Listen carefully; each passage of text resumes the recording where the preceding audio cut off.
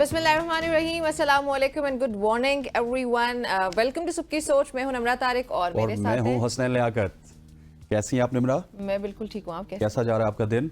मेरा दिन अच्छा जा रहा है। आई होप सो कि हसनैन हमारे जी हाँ, ऑडियंस का उम्मीद दिन भी करते हैं अच्छा कि जा जो रहा भी लोग होगा। हमें देख रहे होंगे उनका दिन भी अच्छा जाएगा सुबह की सोच में। और आज बहुत सारे टॉपिक्स ऐसे हैं जो आपसे डिस्कस करने हैं और सियासत के ऊपर भी बात होगी।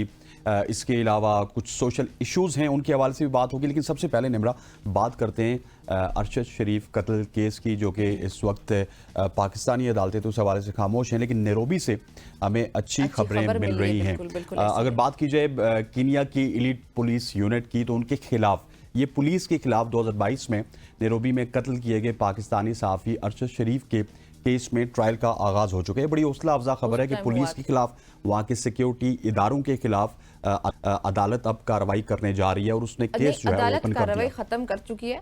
2022 की ये बात हो रही है। 2022 में कार्रवाई खत्म कर दी, कार्रवाई खत्म कर दी, लेकिन अब ये ट्रायल जो है वो पुलिस के खिलाफ शुरू होगा। ये एक नई कार्रवाई वो स्टार्ट करेंगे पुलिस और इदारों के खिलाफ। और उन्होंने कहा कि तहकीकात जो हैं उसको सही जो उसकी डेप्थ है उसमें जाया जी बिल्कुल ऐसा ही है। और फैसला आ चुका है पुलिस के खिलाफ।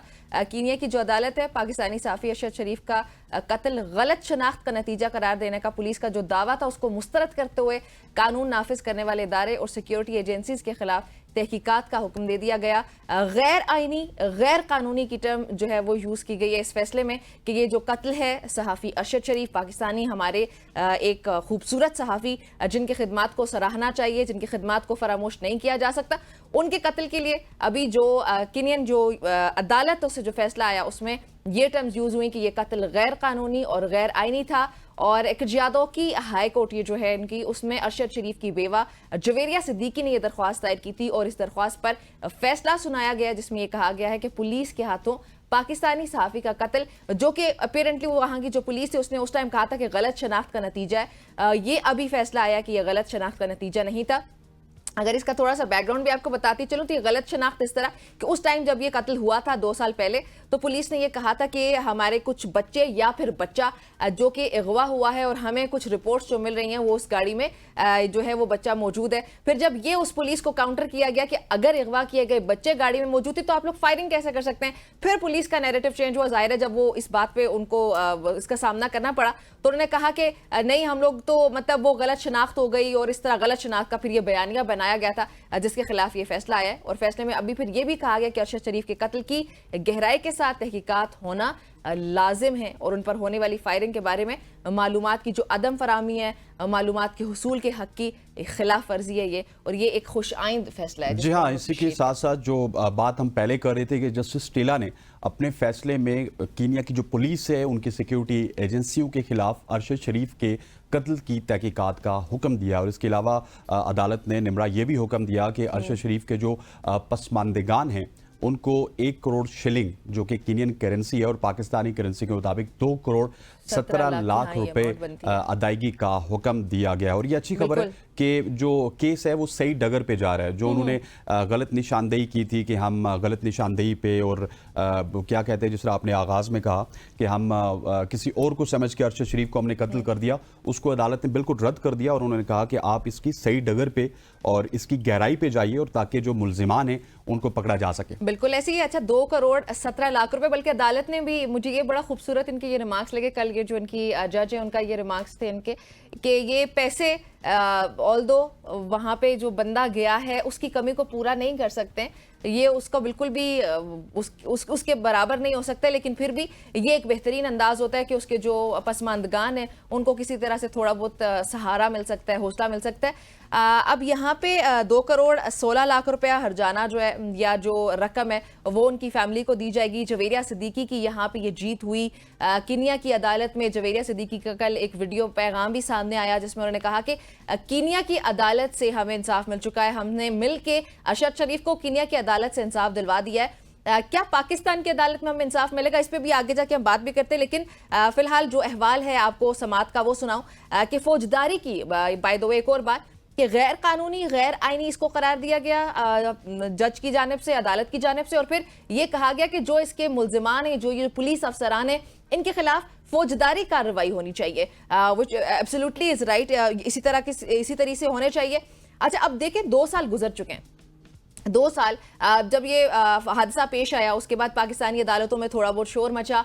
13 जून 2023 को इस केस की आखिरी समाअत हुई थी। उसके बाद आप कह सकते हैं कि अभी आज क्या तारीख है, बल्कि जून के बाद अब जुलाई भी आ चुका है, तो 2024। एक साल से ऊपर का टाइम हम गुजार चुके हैं। उसके बाद अरशद शरीफ के कत्ल के हवाले से हमारी अदालतों से आवाज नहीं आई और कीनिया की अदालत से फाइनली उसका फैसला आ चुका है। हमने एक फैक्ट फाइंडिंग रिपोर्ट हमारे सामने आई। हमारी 2 अशखास जो हैं वो एक कमेटी जो है वो नायरोबी गई, कीनिया गए, उन लोगों ने वहां से कुछ फैक्ट्स लेकर आए, एक रिपोर्ट तैयार की। एज यूजुअल पाकिस्तान में जैसे हम एक्सपेक्ट करते हैं कि हाँ तस्वीर होती हैं और एक रिपोर्ट आ जाती है। उस रिपोर्ट के बाद क्या हुआ वो मुझे, आपको, हम सबको पता है कि कुछ भी नहीं हुआ। और 1 साल से ज्यादा का ये अरसा गुजर चुका है जिसमें अभी तक इस केस के हवाले से समाअत ही नहीं हो रही।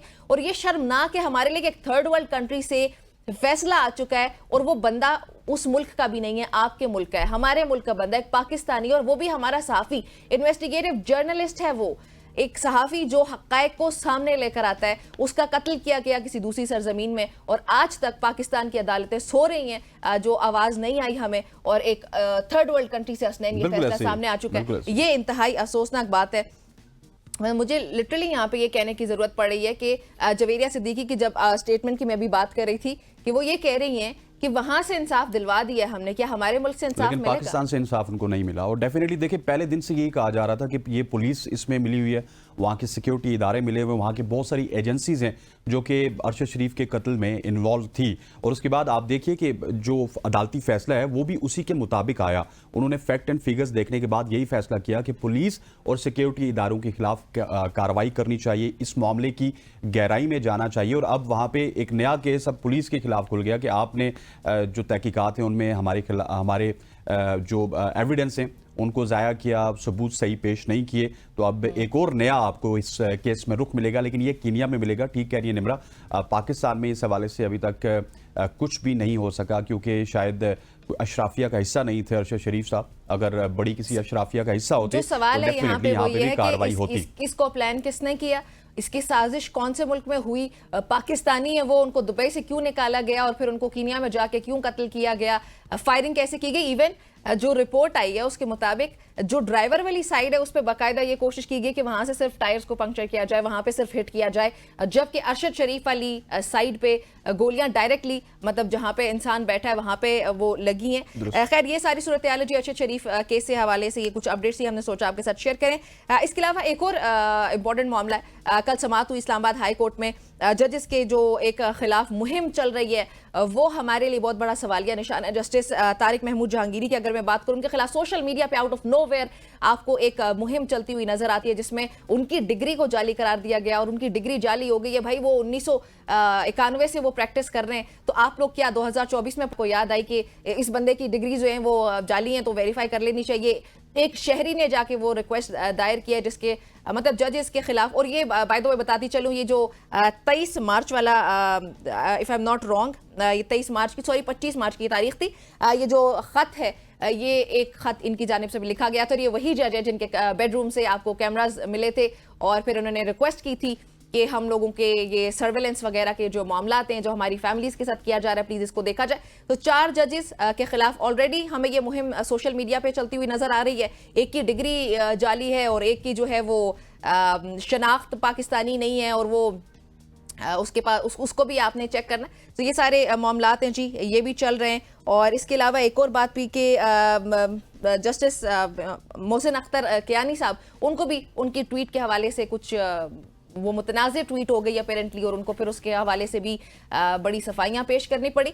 सो ये 6 जजेस में से 4 जजेस के खिलाफ तो बाकायदा मुहिम चल रही है। और मोहसिन अख्तर खयानी साहब का जैसे मैं आपको बता रही हूँ कि उनकी ट्वीट, एक जज जो रह गए हैं उनके हवाले से भी यही सामने आ रही हैं बातें कि ट्वीट्स वगैरह ऐसी हैं जो कि मुतनाज़ कंसिडर की जा रही है और उनको सफाइयां देनी पड़ी हैं हमारे जजेस को। सो ये इस पर सुप्रीम कोर्ट का रिस्पॉन्स भी बड़ा इंपॉर्टेंट है। प्रोग्राम में आगे जाके जब हमारे साथ गेस्ट मौजूद होंगे तो इस पर भी बातचीत करेंगे कि क्या सुप्रीम कोर्ट का इसमें जो रिस्पॉन्स आ रहा है वो काफ़ी है या नहीं।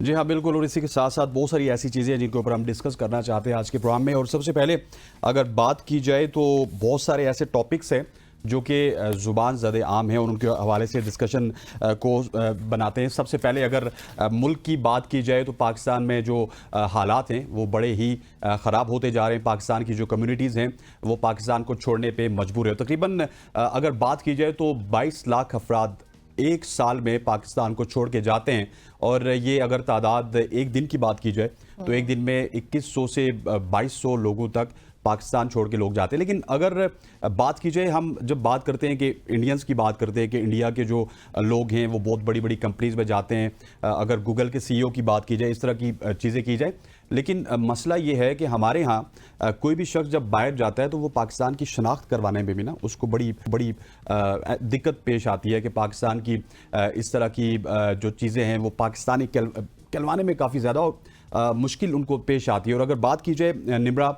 इंडियन कम्युनिटी की, वो जब बाहर जाते हैं तो वहाँ से पैसा कमा के इन्वेस्ट करते हैं इंडिया में आके, लेकिन हमारे यहाँ बाहर जब कोई जाता है तो वो बाहर का होके रह जाता है। सो ये बड़ी तशवीशनाक सूरत हाल है महंगाई को लेके, फिर उसके बाद अफरा तफरी की जो सूरत हाल है, फिर अमन व अमान की सूरत हाल है। इस सूरत हाल में पाकिस्तान की जो कम्युनिटी है वो डेफिनेटली बहुत ज़्यादा सोच रही है कि किसी तरह से पाकिस्तान को छोड़ा जाए और पाकिस्तान से बाहर जाया जाए। बिल्कुल ऐसे आप ठीक कह रहे हैं, और ये हमारे लिए बहुत ही तशवीशनाक है हसनैन के हमारा मुल्क जो कि जिसमें ज़्यादातर आबादी या हमारी बैकबोन हमारी यूथ को कंसिडर करना चाहिए, जो कि होती भी है हकीकत में भी, आपकी रीढ़ की हड्डी होती है आपके नौजवान जो होते हैं। और पाकिस्तान की पॉपुलेशन की एक बड़ी तादाद जो कि 20 से 40 साल की उम्र के दरमियान के लोग हैं, ये बहुत बड़ा एक सेगमेंट है, बहुत बड़ी आबादी है हमारी, जो कि पाकिस्तान में, अच्छा ये वैसे ये एज होती भी है 20 से 30 कह लें आप, 20 से 30 के दरमियान ये वो एज होती है जिसमें आप लाजमी जॉब वगैरह की तरफ जाते हैं, अपना या तो बिजनेस एस्टेब्लिश करते हैं या आप कोई अच्छी सी नौकरी पकड़ते हैं। लेकिन वो पाकिस्तान के बारे में रिमार्क्स भी उनके ठीक नहीं होते ना। पाकिस्तान के हवाले से वो कहते हैं कि पाकिस्तान में इंस्टेबिलिटी है, महंगाई है, यहाँ पे अमन अमान के मसले मसाइल हैं। सो इस वजह से वो जब बाहर जाते भी हैं तो वो बस छुप छुपा के अपना काम शाम करते हैं और फैमिली को सपोर्ट जब वो 20 से 30 साल के दरमियान में आप यहाँ पे उनको जॉब्स नहीं देंगे, उनकी लाइफ की सिक्योरिटी नहीं होगी, जैसे अरशद शरीफ की हम अभी बात कर रहे हैं, एक इन्वेस्टिगेटिव जर्नलिस्ट जहाँ एक मुल्क में उसकी लाइफ की कोई गारंटी नहीं है, तो एक आम बंदा तो वो तो कोई भी रूल खुल सकता है, वो तो कोई फिक्र ही नहीं करेगा उसकी, चूंटी की तरह हुआ। 2015 के बाद अब 2024 हो चुका है और हर दिन हर साल की अगर बात की जाए, कभी 16 लाख बंदा पाकिस्तान छोड़ के चला जाता है, कभी 17 लाख बंदा पाकिस्तान छोड़ के चला जाता है, कभी अब जो है वो फिगर तकरीबन 21-22 लाख पे पहुंचा है। और रोजाना की बुनियाद पे एयरपोर्ट से 21 से 2200 लोग पाकिस्तान छोड़ के जा रहे हैं। बिल्कुल ऐसे ही है। और ये हमारे लिए नहीं बल्कि ये हुकूमतों के लिए एक सवालिया निशान है कि क्या ऐसी वजूहात हैं जिनकी वजह से हमारे एक इतनी बड़ी तादाद में हमारे लोग हमारे अपने मुल्क का सरमाया जो हमारा फ्यूचर है, यहाँ से पढ़ लिख के काबिल बन के वो किसी दूसरे मुल्क में जाके अपनी सर्विसेज उनकी वहाँ पे यूटिलाइज हो रही हैं, वो वहाँ जाके सर्व कर रहे हैं। वही डॉक्टर्स को आप अपने मुल्क में अच्छे तरीके से उनको कहीं नौकरियाँ दें ताकि वो अच्छा परफॉर्म कर सकें, वही इंजीनियर्स हमारे लिए कुछ करें। खैर, हुकूमतों को इन सब चीज़ों पर सोचना चाहिए। नाज़रीन, वक्त हुआ है प्रोग्राम में एक ब्रेक शामिल करने का, जल्दी से ब्रेक शामिल करते हो। जब हम वापस आएंगे तो पाकिस्तान की पॉलिटिक्स में, सियासत में क्या और उस पर बातचीत होगी।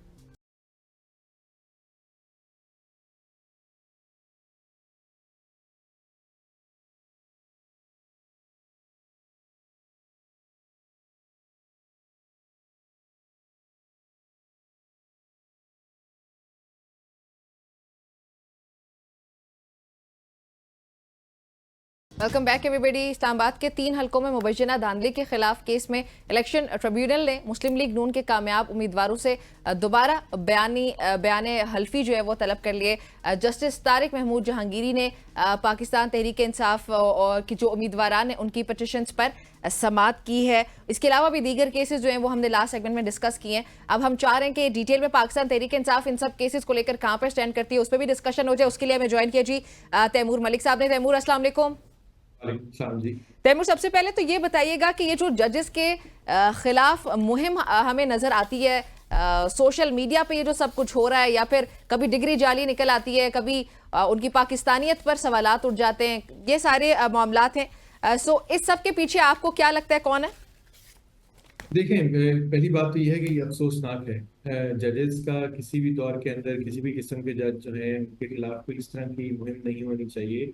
एक तरीक़ेकार वाज़े किया गया है आइन के अंदर, रूल्स के अंदर, जिसके तहत अगर किसी जज के कॉन्डक्ट के बारे में, उनकी किसी तफसीलात के बारे में कोई सवाल है तो वो सुप्रीम जुडिशल काउंसिल के पास जानी चाहिए। और पहले कंप्लेंट्स भी हुई हैं, पूरे केसेस भी चले हैं, और कई जजेस वहां से फारिग भी हुए या उन्होंने रिजाइन भी किया उसकी वजह से। तो ये जो एक जज मुखालिफ मुहिम है, खासतौर पे वो जजेस जो अब हम देखते हैं कि आजकल के माहौल के अंदर ह्यूमन राइट्स के साथ खड़े हैं, इंसाफ के साथ खड़े हैं, तो उनके ऊपर इस तरह की तनकीद, और उनकी अब जाली डिग्रियां निकल रही हैं जो कि पूरे उम्र यहाँ पे प्रैक्टिस भी करते रहे, सुप्रीम इस्लामाबाद हाई कोर्ट तक पहुंच के। तो ये बहुत अफसोसनाक है, ऐसे नहीं होना चाहिए। मैं बल्कि हमेशा ये भी कहता हूँ कि किसी सियासी जमात के खिलाफ भी हक में दोनों तरफ फैसले आ सकते हैं, और हमेशा यही कहा गया है कि आपको सिर्फ किसी एक फैसले की बुनियाद के ऊपर किसी जज के ऊपर तनकीद नहीं करनी चाहिए। बिल्कुल ऐसे उनकी विक्टिमाइजेशन अपनी नहीं होनी चाहिए। अच्छा तैमूर, जो केसेस चल रहे हैं जैसे अभी इद्दत निकाह केस की समाअत होने भी जा रही है, how do you see these cases? क्या लग रहा है कि इनसे हम लोग क्या एक्सपेक्ट करें, क्या निकलने जा रहे हैं इन केसेस से? इवेंचुअली तो देखें, इन केसेस की हमने शुरू से यही चीज देखी है कि इनमें है कुछ नहीं किसी भी केस के अंदर। सो लोअर जुडिशरी जो है अगर वो अगर है लगता नहीं तो इमरान खान फिर जेल के अंदर क्यों है? आपकी जी आधी से जी ज्यादा क़यादत जेल में क्यों है? बिल्कुल। और ये टेक्निकली भी आप लोग भी तो स्टैंड नहीं कर पा रहे नहीं हैं ना इन नहीं नहीं, केसेस को। बिल्कुल बिल्कुल बिल्कुल कर रहे हैं जी। देखें, एक तरीकेकार है। हमें इमरान खान साहब ने भी और बाकी क़यादत ने यही कहा है कि कानून के दायरे में रहते हुए हम तहरीक इंसाफ हैं, इंसाफ के नाम पे बनी हुई जमात है, हमने आइन और कानून के दायरे में रहते हुए चलना है। आप देखें, जब तक इमरान खान साहब को इन्होंने गिरफ्तार नहीं किया था, हम पूरे पंजाब के अंदर वो रोज पेशियां ही भुगत रहे थे, सिर्फ यही काम रह गया था। सो वो कोई अदालतों से भाग नहीं रहे थे। अभी भी मसला क्या है? अब शाह महमूद कुरैशी साहब की एग्जाम्पल ले लें, वो बाहर नहीं आ सक रहे क्योंकि उनकी चंद बेल जो है रोज अगले दिन पे चली जाती हैं, और वो किसी केस में इस वक्त सजा याफ्ता नहीं। इमरान खान साहब की जहां तक बात है, इस वक्त वो एक निकाह और इद्दत केस की वजह से पाबंद सलासिल हैं। बाकी उनकी तकरीबन तमाम केसेस में 200 के लेकिन वो करीब टोटल सर केसेस ये हैं, भी तो है कि उसमें बेल निकाह मिली और है। इद्दत केस की अगर बात की जाए तो उसमें भी डिलेइंग टैक्टिक्स हमें नजर आती हैं कि जो वकील हैं रिजवान भाई साहब, उन्होंने कहा कि मैं मुहर्रम में बिल्कुल जा नहीं सकता, तो इस वजह से इसको आगे बढ़ाया जाए या फिर रिक्वेस्ट की जाए, तो डिलेइंग टैक्टिक्स के ऊपर काम चल रहा है। बिल्कुल। डिलेइंग टैक्टिक्स तो इन्होंने पहले भी इस्तेमाल किए। तो हमने इस्लामाबाद हाई कोर्ट से एक डायरेक्शन दी जिसके तहत ये कहा गया कि आपने इसका मामले का फैसला कराना है 6 हफ्तों के अंदर। सो उसकी बेसिस के ऊपर यहाँ तक भी चला है, वरना नहीं तो हो सकता है सिर्फ एक हेयरिंग होती और सितंबर की नई अगली तारीख टल जाए। सो अदलिया नहीं, अभी भी जो कुछ निज़ाम इंसाफ है उसको चलाने की बात की, वो अदलिया ही चला रही है। लेकिन हमें अफसोसनाक बात यह है कि ये लग रहा है कि जो लोअर कोर्ट्स हैं वो लगता है ज्यादा इंतजामिया के, हुकूमत के प्रेशर और दबाव में होते हैं, शायद ट्रांसफर पोस्टिंग और अपॉर्चुनिटीज की वजह से, या जो भी वजह। सो वो जो है ये जल्दबाजी में, हमने जनरल इलेक्शन से पहले भी देखा कि इन सब केसेस के अंदर जो सजाएं हुई दिनों के अंदर हुई। सो वो तरीकेकार ठीक नहीं है। लेकिन जो एपलेट कोर्ट्स हैं, वो कोई भी हाई कोर्ट हो, वो सुप्रीम कोर्ट हो, जाहिर है उन्होंने चीज़ों को एक मुख्तलिफ तरीके से देखना है। उनकी अपनी एक जुडिशियल रेपुटेशन है, वो अपने फ्यूचर की भी देखना चाहते हैं, वो अब फैसलों से बात करते हैं। तो ये नहीं चाहते कि आज से एक दिहाई बाद वो जुल्फिकार अली भुट्टो केस की तरह उनके ऊपर आके तनकीद हो, नजरिया जरूरत के केसेस के ऊपर जो तनकीद होती है उस तरह तनकीद की जाए उनके फैसलों के ऊपर। तो हमें लगता है कि वहां पे वो जब वो देखते हैं कि किस तरीके से नीचे सजाएं दी गई, किन बेबुनियाद बेसिस के ऊपर ये चीजें, अच्छा इनके तैमूर मुकदमा साहब, ये चलाए 12 गए, जुलाई से तो वो पहले ठीक पहले है। फैसला आता हुआ आप देख रहे हैं, और अगर फैसला आएगा तो किस तरफ ये फैसला आएगा, किसको ये फैसला फायदा पहुंचाएगा, और क्या इमरान खान साहब को कोई रिलीफ होते हुए मिलेगा? क्योंकि 12 जुलाई से पहले पहले तो ये फैसला करना है अदालत ने अब। मुझे तो लगता है कि जी बिल्कुल इमरान खान साहब और बुशरा बीबी के हक में फैसला आएगा। ये बड़ी एक अनहोनी केस है, ये इसके अंदर कुछ न सर है न पैर है। और जो भी इन्होंने मकासद से गेन करने की कोशिश करनी थी वो तो ज़ाहिर हुए नहीं। अवाम ने इसका रद्द-ए-अमल ही दिया, इलेक्शन में भी, जनरल इलेक्शन में भी। सो ये हमारे माशरे को भी सूट नहीं करता। हम इस तरह की चीज़ों के ऊपर एक साबिक वजीर आजम को लेके आके आपको और कुछ मिला नहीं है, इसके ऊपर मुकदमा चला रहे हैं। सो मेरे ख्याल में 12 जुलाई से पहले इनके हक में फैसला आ जाएगा। लेकिन खावर और मानिका, लेकिन तैमूर, खावर मानिका की केस को मुलतवी या समाअत को मुलतवी करने की जो दरख्वास्त है, वो आपको नहीं लगता कि इस केस पर कोई ना कोई किसी तरह भी असरअंदाज हो सकती है? लोअर जुडिशरी में मामला है जी, देखें होने को कुछ भी हो सकता है। बट हम कोर्ट की, इस्लामाबाद हाई कोर्ट की जो जजमेंट है उसकी इन्फोर्समेंट के लिए फौरन इस्लामाबाद हाई कोर्ट जाएंगे। अगर इस अच्छा, कोर्ट एक में छोटा सा आज भी एक इस छोटा तरह की सा ऐड बात, करूंगा। अफजल मजूका साहब ने तो कल ये भी रिमार्क्स दे दिए कि फैसला मैं अगर हाई कोर्ट कहेगी तो मैं 3 बजे सुना दूंगा। मतलब फैसला की रेडी तो नहीं है उनके पास। फैसला पहले भी देखें, 70-70 पेज के फैसले जो हैं वो चंद घंटों में सुनाए गए हैं। सो बिल्कुल कुछ भी हो सकता है, लेकिन हमने देखें, हम फिर भी अदालत के सामने सारे हकायक आवाम के सामने हम तो कहते हैं कि इन सब केसेस की लाइव स्ट्रीमिंग होनी चाहिए। इस्लामाबाद हाई कोर्ट और सुप्रीम कोर्ट से भी हम यही कहते हैं कि सिर्फ बेंच वन के एक चंद केसेस नहीं, सब केसेस की आप नेशनल इंपॉर्टेंस के केसेस की आप लाइव स्ट्रीमिंग करें, अवाम खुद देखे कि जज क्या कह रहे हैं, दोनों तरफ के वकीला क्या कह रहे हैं, गवाहान क्या कह रहे हैं, जो बातें हैं वो सबके सामने आए और पूरे मुल्क को पता हो कि हो क्या रहा है। हमारे पास तो छुपाने को कुछ नहीं है, हमारा जो हक दिफा है वो इस्तेमाल हो रहा है। हम चाहते हैं कि वो पूरे पाकिस्तान को पता चले कि किस बात पे क्या पोजीशन। सही। अच्छा, वैसे जो इलेक्शन कमीशन ऑफ पाकिस्तान की जो इंटरप्रिटेशन की बात हो रही है, सुप्रीम कोर्ट ने कहा कि गलत इंटरप्रेट किया, उस इंटरप्रिटेशन के हवाले से आप क्या कहेंगे, और आपको क्या लगता है कि सुप्रीम कोर्ट ने ठीक स्टैंड लिया है, खुद पीछे हट गए, सारा मलबा ईसीपी पे फेंक दिया? और वो कुछ गलत नहीं फेंका है शायद। देखें, उन्होंने यही कहा है इलेक्शन कमीशन ऑफ पाकिस्तान को कि आपने किस तरह कोई जब उम्मीदवार, और मैं उन उम्मीदवारों में से हूँ शामिल, जिसको रिटर्निंग ऑफिसर ने कहा कि जी आप पाकिस्तान तहरीक इंसाफ तो अपने फॉर्म पे नहीं लिख सकते, शायद आपके फॉर्म रिजेक्ट हो जाए या आपको सिंबल तो मिलेगा नहीं। तो ये रिटर्निंग ऑफिसर्स की ट्रेनिंग या उनको ये डायरेक्शन इलेक्शन कमीशन ने किस बेसिस पे दी थी? अगर उनको क्लैरिटी नहीं थी सुप्रीम कोर्ट के फैसले की, ये निशान नहीं मिल रहा बल्ले का, बट एक सियासी जमात के तौर पे तो आपने डीलिस्ट नहीं किया पाकिस्तान तहरीक इंसाफ को इलेक्शन कमीशन ने, तो जरूर इलेक्शन कमीशन को कोई डायरेक्शन देनी चाहिए थी, कोई तरीकेकार वाजे करना चाहिए था कि सिंबल क्या होना चाहिए उम्मीदवारों का जो पाकिस्तान तहरीक इंसाफ से मुंसलिक है। तो ये तो इलेक्शन कमीशन ने ये ज्यादती की है, तो उसका बोझ भी और उसका जवाब भी इलेक्शन कमीशन को देना पड़ेगा। मुझे यही लग रहा है कि सुप्रीम कोर्ट इस बात पे तो शायद मुत्तफिक ही नजर आती है कि तशरीह गलत की गई। ये तो किसी जजेस ने ये नहीं कहा कि नहीं ये तशरीह ठीक नहीं है, कि पाकिस्तान तहरीक इंसाफ जो है लेकिन इस पे वो है। टेक्निकल, लेकिन तैमूर, टेक्निकल ग्राउंड्स पे इस पे तहरीक इंसाफ की कुछ गलतियां नहीं है आपको नजर आती हैं? मतलब सुन्नी इत्तेहाद काउंसिल की जगह कोई और जमात भी हो सकती थी, या फिर जो पार्लिमानी और सियासी की एक अलग से बहस छिड़ी हुई है, इन सब चीजों में तहरीक इंसाफ की अपनी भी बहुत सारी गलतियां शायद हैं, if I am not wrong. इन बातों को अदालत में उठाया गया, और लाइव स्ट्रीमिंग का यही फायदा है कि सब देख सकते हैं इस मुकदमे को। इन बातों को उठाया गया और बात जजेस ने कुछ बेंच के ये की कि जी ये देखें कि ये जल्दबाजी में इस तरह के फैसले करने क्यों पड़े। जब आप इलेक्शन की रात किसी को मजबूर कर रहे हैं, एक सियासी जमात को ये सोचने में कि अब वो क्या करे, कम्युनिकेशन है नहीं। आप देखें माहौल क्या था, तो हमारे ज्यादातर उम्मीदवार जो हैं वो तो अपने घरों पे मौजूद नहीं थे, उनके पेपर्स जो हैं प्रपोजल सेकेंडरी से छीने जा रहे थे। मतलब हमारे पास तो सलमान राजा साहब जैसी एग्जांपल्स हैं, दूर कहाँ जाए। सो तो बात है उस माहौल के अंदर जिस तरह जहां पैगाम कोई पहुंच चुका, पार्टी ने जो फैसले किए, जिसके ऊपर एतबार किया और सही एतबार किया एसआईसी के ऊपर। सो आप लोगों का जलसा अगर मंसूख कर दिया जाता है, and you guys are like good girls and boys, आप कहते हैं हाँ ठीक है हम लोग नहीं करेंगे जलसा, आप लोग फौरी तौर पे उस पर राजी हो जाते हैं? आप लोग खुद इतने ऑफ क्यों हैं, मतलब ये जरा समझाइएगा और कहीं प्लीज। ये भी तो नहीं कि आपको शायद अंदाजा है कि खान साहब नहीं है तो क्राउड पुल नहीं होगा? नहीं, क्राउड तो देखें, क्राउड का तो मसला नहीं, आवाम तो बहुत पुरजोश थी। मुझे ये देखें कि मेरे अपने हलके से लोग इस्लामाबाद आए हुए थे और अपने ओन पे आए हुए थे, कोई हमने कोई इस तरह ऑर्गेनाइजेशन की जरूरत भी नहीं थी। और वो सब यही चाहते थे कि जी जलसा हो, या वो इस्लामाबाद की तरफ आ रहे थे जब ये हम्म। फैसला तब्दील हुआ। अब बात यह है कि जब एनओसी विड्रॉ करके और फिर हम उसके चैलेंज में इस्लामाबाद हाई कोर्ट चले गए, इस्लामाबाद हाई कोर्ट ने हफ्ते को सुनवाई नहीं की, और इंतजामिया जो है, जो हमारी कमेटी थी जो डील कर रही थी जलसे के साथ, उनको इस तरह के पैगामात भेज रही हो कि अब जो भी होगा वो आपके सर होगा और आपके वर्कर्स की जिम्मेदारी होगी। तो वो तो एक लग रहा था कि जैसे वैसे ही सिचुएशन ऐसी क्रिएट कर दी जाएगी लेकिन जहां तैमूर, पे पहले भी हमारे हमेशा वर्कर्स के आप लिए। लोगों के साथ ऐसे ही होता रहा है, मतलब ये ऐसे नहीं और है कि आपको कोई प्लेट में रख के आके कहेगा कि आओ बैठो जलसे करो और आपको रैलीज निकालनी है। लेकिन Tehreek Insaf was known for it ना, हम लोग जानते ही तहरीक हाँ इंसाफ हाँ, को इसलिए जानते थे, तहरीक इंसाफ का आप नाम लो तो आपको सबसे पहले धरना याद आ जाता है। धरना, तो आप लोग, पीटीवी, हाँ सुप्रीम पीटीवी सब कुछ कोर्ट। याद आ जाता है आपको, तो आप बिल्कुल। लोग बड़े ऑफ जा रहे हैं। मैं ये नहीं पूछना चाह रही हूँ, ऑफ जाने की वजह क्या है, प्लीज मुझे बताएं। देखें, नहीं ऑफ जाने की वजह देखें, एक बात यही है कि हम नहीं चाहते कि हमारे वर्कर्स के ऊपर कोई मजीद बोझ पड़े किसी भी किस्म का। लोगों में जोश जरूर मौजूद है, लेकिन ये भी हकीकत है, अब मैं पंजाब के केसेस देख रहा हूँ, और यकीन करें कि लोगों की नौकरियां छूट गई हैं, उनके रोजगार छूट गए हैं।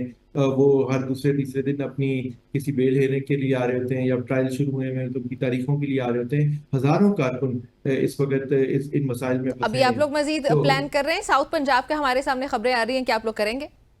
नहीं, साउथ पंजाब नहीं, खाली पूरे पंजाब में करेंगे। ठीक जलसे है, तो पर्टिकुलर, होने ठीक ही है। हैं, लेकिन इंशाल्लाह कोर्ट की डायरेक्शन और सपोर्ट के लेकिन ये साथ जो एक आपको बार कानून के बार दायरे डराया में। जा रहा है कि ग्राउंड में जो भी होगा, जलसे में जो वो भी होगा, जिम्मेदार उसके आप होंगे। जिम्मेदार आप होंगे, तो इस हवाले से आपकी कोई हिकमत अमली है कि अपने लोगों बिल्कुल, को एक जगह पे ये आपने रखना है? कोर्ट से डायरेक्शन भी लेनी है। और ये अजीब बात है, देखें हमारा एक हक किसी भी सियासी जमात का, मैं ये कहूंगा, या किसी भी ग्रुप का, एक सियासी समाजी सोच रखने वाले ग्रुप का एक हक है, आईनी कानूनी हाँ हक है हाँ। कि वो अपना इजहार राय करें। वो एक फ्रीडम ऑफ एसोसिएशन मौजूद है, वो जलसा करें, इकट्ठे हों, पुरअमन तरीके से हो। लेकिन उसी तरह सियासत की और हुकूमत वक्त की जिम्मेदारी है, रियासत की और हुकूमत वक्त की, कि उन्होंने इंश्योर करना है सेफ्टी ऑफ दीज पीपल। हम उसी तरह पाकिस्तान के शहरी हैं, पाकिस्तान के खैर खां जैसे कोई और है। तो बिल्कुल वो लेकिन तैमूर हिफाजत समझते करना नहीं कि और आपको भी सिक्योरिटी एक रेड करना। लाइन क्रॉस करनी चाहिए कि ये आपकी रेड लाइन है आपके क्राउड के लिए, आपके मॉब के लिए, जितने भी लोग हैं यार, कि इससे आगे आप ना जाएं? नहीं, ये देखें, रेड लाइन की तो कोई बात, मैं फिर वही कह रहा हूँ हम्म। कि इमरान खान साहब इस वक्त जेल में हैं। कब से जेल में हैं, उनके मुकदमा चल रहे हैं दिन रात। वकला भी जो है और उनकी फैमिली एक कोर्ट से दूसरे कोर्ट में जा रहे हैं। तो अगर कोई और बात होती तो वो उधर ही आके जलसे जुलूस हो रहे होते। हम तो वैसे नहीं कर रहे ना, इमरान खान साहब ने ऐसी हम्म। कभी कोई बात की है? अभी भी वो बात करते हैं तो अपने राइट्स के लिए वो कहते हैं कि मैं भूख हड़ताल करूँ। तो वो ये तो नहीं कह रहे कि, और मैं, मेरी जाहिर है वकील अडियाला उनसे बड़ी रेगुलर मुलाकातें होती नहीं है। वैसे तैमूर तो तैमूर ये कोई ऐसी भूख बात नहीं है हड़ताल कि वो। भूख हड़ताल वाली बात भी हमें बता दें कि ये इसका मकसद क्या है और इसके जरिए कोई प्रेशर नहीं, बिल्ड देखिए उस किया जा पर सकता है? फैसला कोई नहीं है, लेकिन बात ये है कि ये तो वो अपने बुनियादी हकूक के बारे में बात कर रहे हैं कि उनको राइट्स नहीं मिल रहे, उन पर सख्ती मौजूद है। और अवाम को उनका तो चले नजर नहीं आता। मैं फिर कहूंगा शाह महमूद कुरैशी साहब को कल वो 1 तारीख के लिए कोट लखपत जेल लेके गए, और वहां पे जब गए तो डॉक्टर यास्मीन राशिद और एजाज चौधरी साहब ने देखा कि उनको हथकड़ियां लगाई हुई थी, तो उन्हें जज से कह के वकीलों के साथ वो हथकड़ियां उतरवानी पड़ी। तो हम्म। वो ना किसी केस में सजा याफ्ता है ना कुछ है। तो वाइस चेयरमैन के साथ ये हो रहा है, तो फिर लोगों को ख्याल तो आता है ना कि चेयरमैन किन मुश्किलात में होंगे। तो वो जाहिर है इस तरह की कोई बातें हैं। अभी कोई ऐलान नहीं हुआ भूख हड़ताल का, उन्होंने एक अंदिया दिया है। लेकिन मैं एक बात ये कहने की हम्म। कोशिश कर रहा था, वो ये नहीं कह रहे हैं कि मेरे वर्कर सपोर्टर्स, जो करोड़ों सपोर्टर्स हैं पाकिस्तान के अंदर, पाकिस्तान तहरीक इंसाफ और बानी चेयरमैन के, कि वो आके कोई अपने आप को मजीद मुश्किलात में डालें या वो कोई एक्शन लें। वो जो भी बात करते हैं वो अपनी जात की हद तक करते हैं। उन्होंने तो मेरे जैसे के ऊपर भी कभी जोर नहीं डाला कि तुम ये बात करो या वो बात करो। उनको पता है कि मैंने एक तरीके से बात करनी है, किसी और पार्टी के लीडर ने शायद किसी और तरीके से बात करनी है, तो वो मेरे पे बोझ नहीं डालेंगे कि आप आके ये बात कर दें। तो मेरे ख्याल में ये तासुर जो है इसको ठीक करने की जरूरत है कि अवाम ने और वर्कर्स ने बड़ा बोझ उठाया ठीक। है। हम्म। अब जो है उनकी ही मुश्किलात को सामने देखते हुए क़यादत ने जो भी फैसला लिया है तो वो है, और अभी इस्लामाबाद हाई कोर्ट में सही। बिल्कुल अच्छा तैमूर, मौजूद हैं जलसे के लिए। ठीक हो गया। अच्छा तैमूर, मखसूस नशिस्तों वाले केस में टाइम कम रह गया, जल्दी से बताइएगा। मखसूस नशिस्तों वाले केस में कितने जजेस को आप तहरीक इंसाफ की या सुन्नी इत्तेहाद काउंसिल के फेवर में आते देख रहे हैं? 7 का नंबर मिल सकेगा? मेरे ख्याल में तो जी बिल्कुल मिल सकेगा। जितनी जो पिछली हेयरिंग्स हुई हैं उन पे जो डिस्कशन हुई है उससे तो यही लगता है। अभी तक जो आपके पास इंफॉर्मेशन है, जो दलाइल हैं, जो हेयरिंग्स है, एवरीथिंग, उसमें आपको कितने जजेस लाइक जो 100% you are certain about them कि भाई ये तो लाजमी तौर पे ये फैसला देंगे इनका मेजोरिटी, बिल्कुल मेजोरिटी जी, 7 से 8 जजेस के बारे में मेरा ये ये ख्याल है। 5 का लेकिन नंबर नहीं है तैमूर? नहीं नहीं नहीं, 5 का नंबर नहीं है जी। सो ठीक है। ऑप्टिमिस्टिक। मेजोरिटी का हाँ। नंबर है। और मैं उस बुनियाद पे कहूंगा जो बातें हुई, और देखिए कई चीजें हैं इसमें, कई फैसले हो सकते हैं। हमारी ख्वाहिश और कानूनी हक यही है कि पीटीआई या एसआईसी को ये सीटें मिले, और उसके सारे दलाइल हो चुके हैं, मैं उनकी डिटेल्स में नहीं जाऊंगा। हाँ जी। लेकिन एक बात क्लियर है कि जो बेंच ने तकरीबन सात नहीं, तकरीबन सब ने जो बातें की हैं, उससे ये तो जरूर लगता है कि ये जो दूसरी जमातें हैं जिनकी प्रोपोर्शनल रिप्रेजेंटेशन में ये सीटें बनती नहीं थी, हम्म। जिनको नोटिफाई कर दिया है, उनको तो ये सीटें नहीं मिलती। और उसके कई कॉन्सिक्वेंसेज हैं। देखें, वो चाहे सेनेट का इलेक्शन हो, सेनेट का इलेक्शन तो पहले भी has to be called into question, खासतौर पे चेयरमैन और बाकी जो सीटों के ऊपर इलेक्शन हुआ, कि आपका खैबर पख्तूनख्वा की तो अभी हाउस पूरा ही नहीं है। आपकी ये सेनेट की सीटें भी पूरी नहीं है, तो उसके इनकम्प्लीट हाउस के थैंक यू वेरी तहत मच इलेक्शन तैमूर फॉर होंगे। Joining us. ठीक हो गया जज़ाकल्लाह। Taimur, thank you. बहुत शुक्रिया हमें ज्वाइन करने के लिए। नाज़रीन, ये गुफ्तगू आपने सुनी, डिटेल डिस्कशन किया हमने तैमूर से, जो कि पाकिस्तान तहरीक इंसाफ को रिप्रेजेंट करते हैं और उनके लीगल एस्पेक्ट्स को, लीगल जो मामलात हैं उसको उससे डील भी करते हैं। देखते हैं जी क्या होता है। आज काफ़ी सारे केसेस चल रहे हैं और काफ़ी सारे फैसले एक्सपेक्ट कर रहे हैं हम लोग, जो कि अक्सर डिले हो जाते हैं। प्रोग्राम में वक्त एक ब्रेक शामिल करने का, वो हमने डिले नहीं करनी है।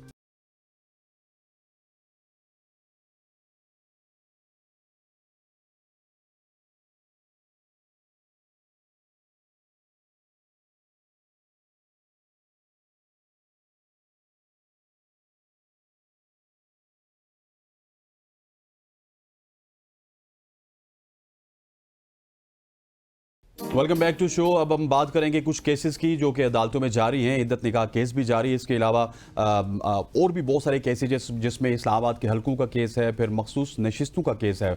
अगर बात की जाए इद्दत निकाह केस की, तो उसमें अपीलू पर समात में बुशरा बीबी के वकील सलमान सफदर, उस्मान गुल और खालिद यूसुफ चौधरी अदालत में पेश हुए। जज अफजल मजोका ने रिमार्क्स दिए कि अगर हाई कोर्ट से डायरेक्शन नहीं आती तो परसों हर सूरत केस सुनूंगा। सलमान सफदर ने कहा कि आप अपने शेड्यूल के मुताबिक समात कल रखें। जज ने रिमार्क्स दिए कि समात कल के बजाय परसों रख लेते हैं। मुझे अगर इस्लामाबाद हाई कोर्ट कहे अभी 3 बजे फैसला करना है तो मैं फैसला सुनाऊंगा। मैं इस्लामाबाद हाई कोर्ट के शेड्यूल का पाबंद हूं। बिल्कुल जी, और उन्होंने साथ ये भी कहा कि इसमें तब्दीली हुई तो ठीक, वरना मैं फैसला करूंगा। फिर बाद में अदालत ने केस की समात आज दिन 11 बजे तक मुलतवी कर दी है। समात का अहवाल ऑब्वियसली हम आपके साथ शेयर करते रहेंगे वक्तन फवक्तन। आज लेकिन समात में क्या होना है इस पे मजीद बातचीत भी करेंगे। इस केस पे डेली बेसिस पर जैसे इसकी समात होती रही है, हम इस पे डिस्कशन हमारे करते रहे। साथ मौजूद हैं जमशेद, हमारे रिपोर्टर हमारे हैं, साथ मौजूद हैं, उनसे डिस्ट्रिक्ट कोर्ट्स मजीद कवर अहवाल करते हैं। जानते हैं। जमशेद, बताइएगा इस केस के हवाले से, जो इद्दत निकाह केस है, क्या अपडेट्स हैं आपके पास? अच्छा, अगर इद्दत निकाह केस को देखें तो ये अपनी नौयत का पाकिस्तान की तारीख में एक मुनफरिद केस है। ये केस बेसिकली ये है कि बानी पीटीआई ने और बुशरा बीबी ने जो शादी की थी वो दौरान इद्दत थी, और उस पर बानी पीटीआई और बुशरा बीबी को 7 साल कैद की सजा सुनाई गई थी। फरवरी के फर्स्ट वीक में जब दीगर केसेस में सुनाई जा रही थी, तो तभी ये मामला भी, ये केस भी अडयाला जेल में ही सुना गया था और 7 साल कैद की सजा सुनाई गई थी। तो उसके खिलाफ बानी पीटीआई ने और बुशरा बीबी ने अपीलेंट कोर्ट से रजू किया था और मरकजी अपीलें जी थी वो दायर की थी, उसके साथ साथ सजा मुअत्तली की दरख्वास्तें भी दायर की थी। पहले जब आप पहले बताता चलूं कि पहले ये केस सेशन अदालत में आया, 15 समातें हुई, लेकिन उसके बाद जो है फिर जो शिकायत कुनंदा है इस केस में बुशरा बीबी के साबिक खामद जो हैं उनकी जानिब से अदालत पर एतराज आयद किया गया था और अदालत ने एक केस इस्लामाबाद हाई कोर्ट को लिखा इसके लिए, और इस्लामाबाद हाई कोर्ट ने इस केस को ट्रांसफर किया जज अफजल मजीद की तरफ। अब अफजल को इस्लामाबाद हाई कोर्ट की जानिब से डायरेक्शंस दी गई हैं कि वो 1 महीने के अंदर अंदर जो मरकजी अपीलें हैं उन पर फैसला करें। पहले ही 10 दिन के अंदर फैसला कर मुअत्तली की दरख्वास्त मुस्तरद कर चुके हैं। अब 12 जुलाई तक इस्लामाबाद हाई कोर्ट की जानिब से अफजल मजोका को जो उसके अंदर जमशेद, कल जो वकील की तब्दीली की गई थी, वकील तब्दील हुए थे, उसके बाद अफजल मजोका ने हाई कोर्ट के साथ रुजू किया कि मैं क्या करूं, मुझे 12 से पहले फैसला करना है, उसके बाद करना है। उसके हवाले से कोई रिस्पॉन्स आया हाई कोर्ट की जानिब से? इस मामले में पहले रिजवान अब्बासी वकील थे खावरमानी का, लेकिन उसके बाद वकील चेंज करके जाहिद आसिफ आए। लेकिन गुज़श्ता देखने में आया कि Zahid Asif general application the session अदालत को, उन्होंने जनरल इल्तवा मांग लिया और उन्होंने जो रीजन दिए हैं हमारा आराम का महीना चल रहा है, ताज़ा पहले 10 रोज रहे में किसी भी अदालत में पेश नहीं हो सकता। लेकिन उन्होंने इसमें जो एक होशियारी दिखाई है अपनी तरफ से, इद्दत निकाह केस क्योंकि डायरेक्शन केस है, सुप्रीम कोर्ट ऑफ पाकिस्तान की गाइडलाइंस मौजूद है कि किसी भी डायरेक्शन केस में जो जनरल इल्तवा है वो कोई भी वकील नहीं ले सकता। लेकिन उन्होंने इस केस का अपनी दरख्वास्त में जिक्र नहीं किया।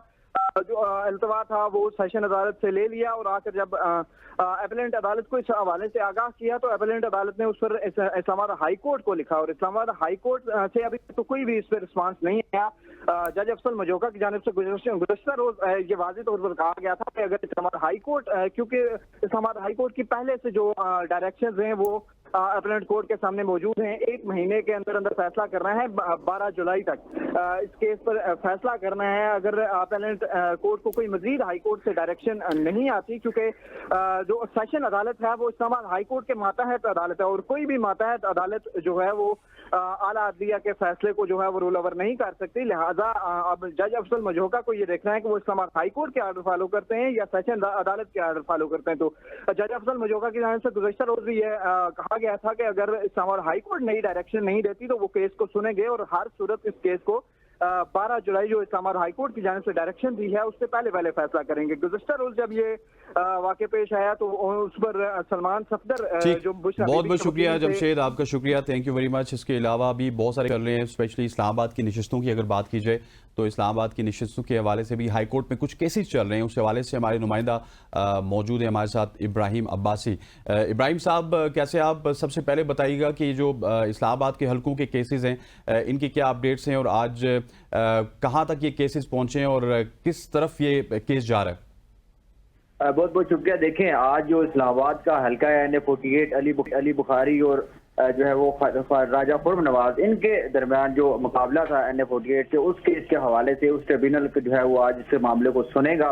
जस्टिस तारिक महमूद जहांगीरी साहब जो है वो आज ट्रिब्यूनल के अंदर समाअत करेंगे। गुज़िश्ता रोज इस केस की बड़ी अहम समाअत हुई थी। उस समाअत के दौरान जो है वो राजा खुर्म नवाज साहब को यह हदायत दी गई थी ट्रिब्यूनल की जानिब से कि वो जो है वो अपने फॉर्म्स हैं, फॉर्म 45 हैं, बयान अर्जी के साथ अपने जवाब समेत जो है वो कल ही जो है वो जमा करवाएं और आज के लिए जो है वो उसको समाअत के लिए मुकर्रर किया है। अभी कुछ देर बाद जो है वो जस्टिस तारिक महमूद जहांगीरी साहब जो है इस मामले को ऊपर देखेंगे। कल जो है वो राजा खुर्म नवाज साहब को जुर्माना भी हुआ था 20,000 रुपये और साथ उनको ये कहा गया था कि वो 3 दिन के अंदर ये जुर्माना जो है वो जमा करवाने के बाद जो रसीदें हैं वो लाके इलेक्शन ट्रिब्यूनल के अंदर देंगे और साथ में जो RO हैं उनको भी ये आखिरी मौका दिया गया है। पहले 3 मौके उनको फराहम किए जा चुके हैं इलेक्शन ट्रिब्यूनल की जानिब से। उनको 15,000 रुपया जुर्माना भी किया गया है और उनको भी यही हिदायत दी गई है कि वो जो रसीदें हैं उन्होंने जमा करवाई है ये अपना जुर्माना उसकी रसीदें लाके इलेक्शन ट्रिब्यूनल को दें और आज उनको आखिरी मौका दिया जा रहा है कि वो तमाम फॉर्म जो है उनके पास वो ला कर दें, एफिडेविट ला के दें और साथ में जो फॉर्म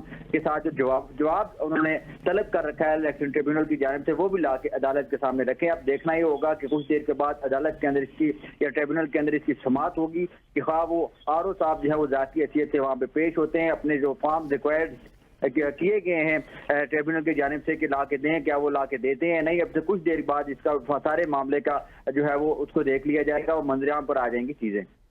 अच्छा इब्राहिम, ये तो चले NA48 हो गया, 46, 47 में भी कल 20,000 रुपया जुर्माना हुआ, तारिक फजल चौधरी को भी, अंजुम अकील को भी। उसमें सूरत हाल कहाँ जाते हुए नजर आ रही है? और ये बताएं कि हम क्या एक्सपेक्ट करें कि कब तक ये फैसले वगैरह इन तीनों पे आ जाएंगे? देखें, फैसले तो 180 दिन के अंदर ही करने हैं इलेक्शन ट्रिब्यूनल के अंदर। तो दूसरा अंजुम अकील खान साहब वाला जो मामला है, कल उन्होंने अदालत को या ट्रिब्यूनल को ये आगाह कर दिया था कि उन्होंने अपने जो फॉर्म्स हैं, जवाब है और बयान अर्जी के साथ ये जमा करवा दिए। उनको तो खैर पहले 15,000 रुपया जुर्माना हुआ था, अलबत्ता कल डॉक्टर तारिक फजल चौधरी साहब को जुर्माना जरूर हुआ है। उनकी तरफ से ये कहा गया तो उनके वकील जो थे तैमूर मलिक साहब उन्होंने अपना वकालतनामा नहीं लिया, उन्होंने नए वकील को हायर किया, नए वकील ने अपना वकालतनामा नहीं लिया था, उसकी सरनश की जो है वो जस्टिस तारिक महमूद जहांगीरी साहब ने और साथ में जो है उनको जुर्माना भी कर दिया। साथ जो डॉक्टर तारिक फजल चौधरी साहब हैं उनको ये कहा कि आपने भी फॉर्म नहीं जमा करवाए और साथ में उनको 20,000 रुपये जुर्माना की और साथ में कहा कि आप जो है जुमरात तक अपने फॉर्म्स हैं, अपना साहब का जवाब है और साथ में एफिडेविट जो है वो जमा करवा दें और साथ 3 दिन के अंदर जो है वो जुर्माना जमा करवा के रसीदें जो हैं वो ला के आपने ट्रिब्यूनल के सामने रखनी है, ट्रिब्यूनल के अंदर जमा करवानी है।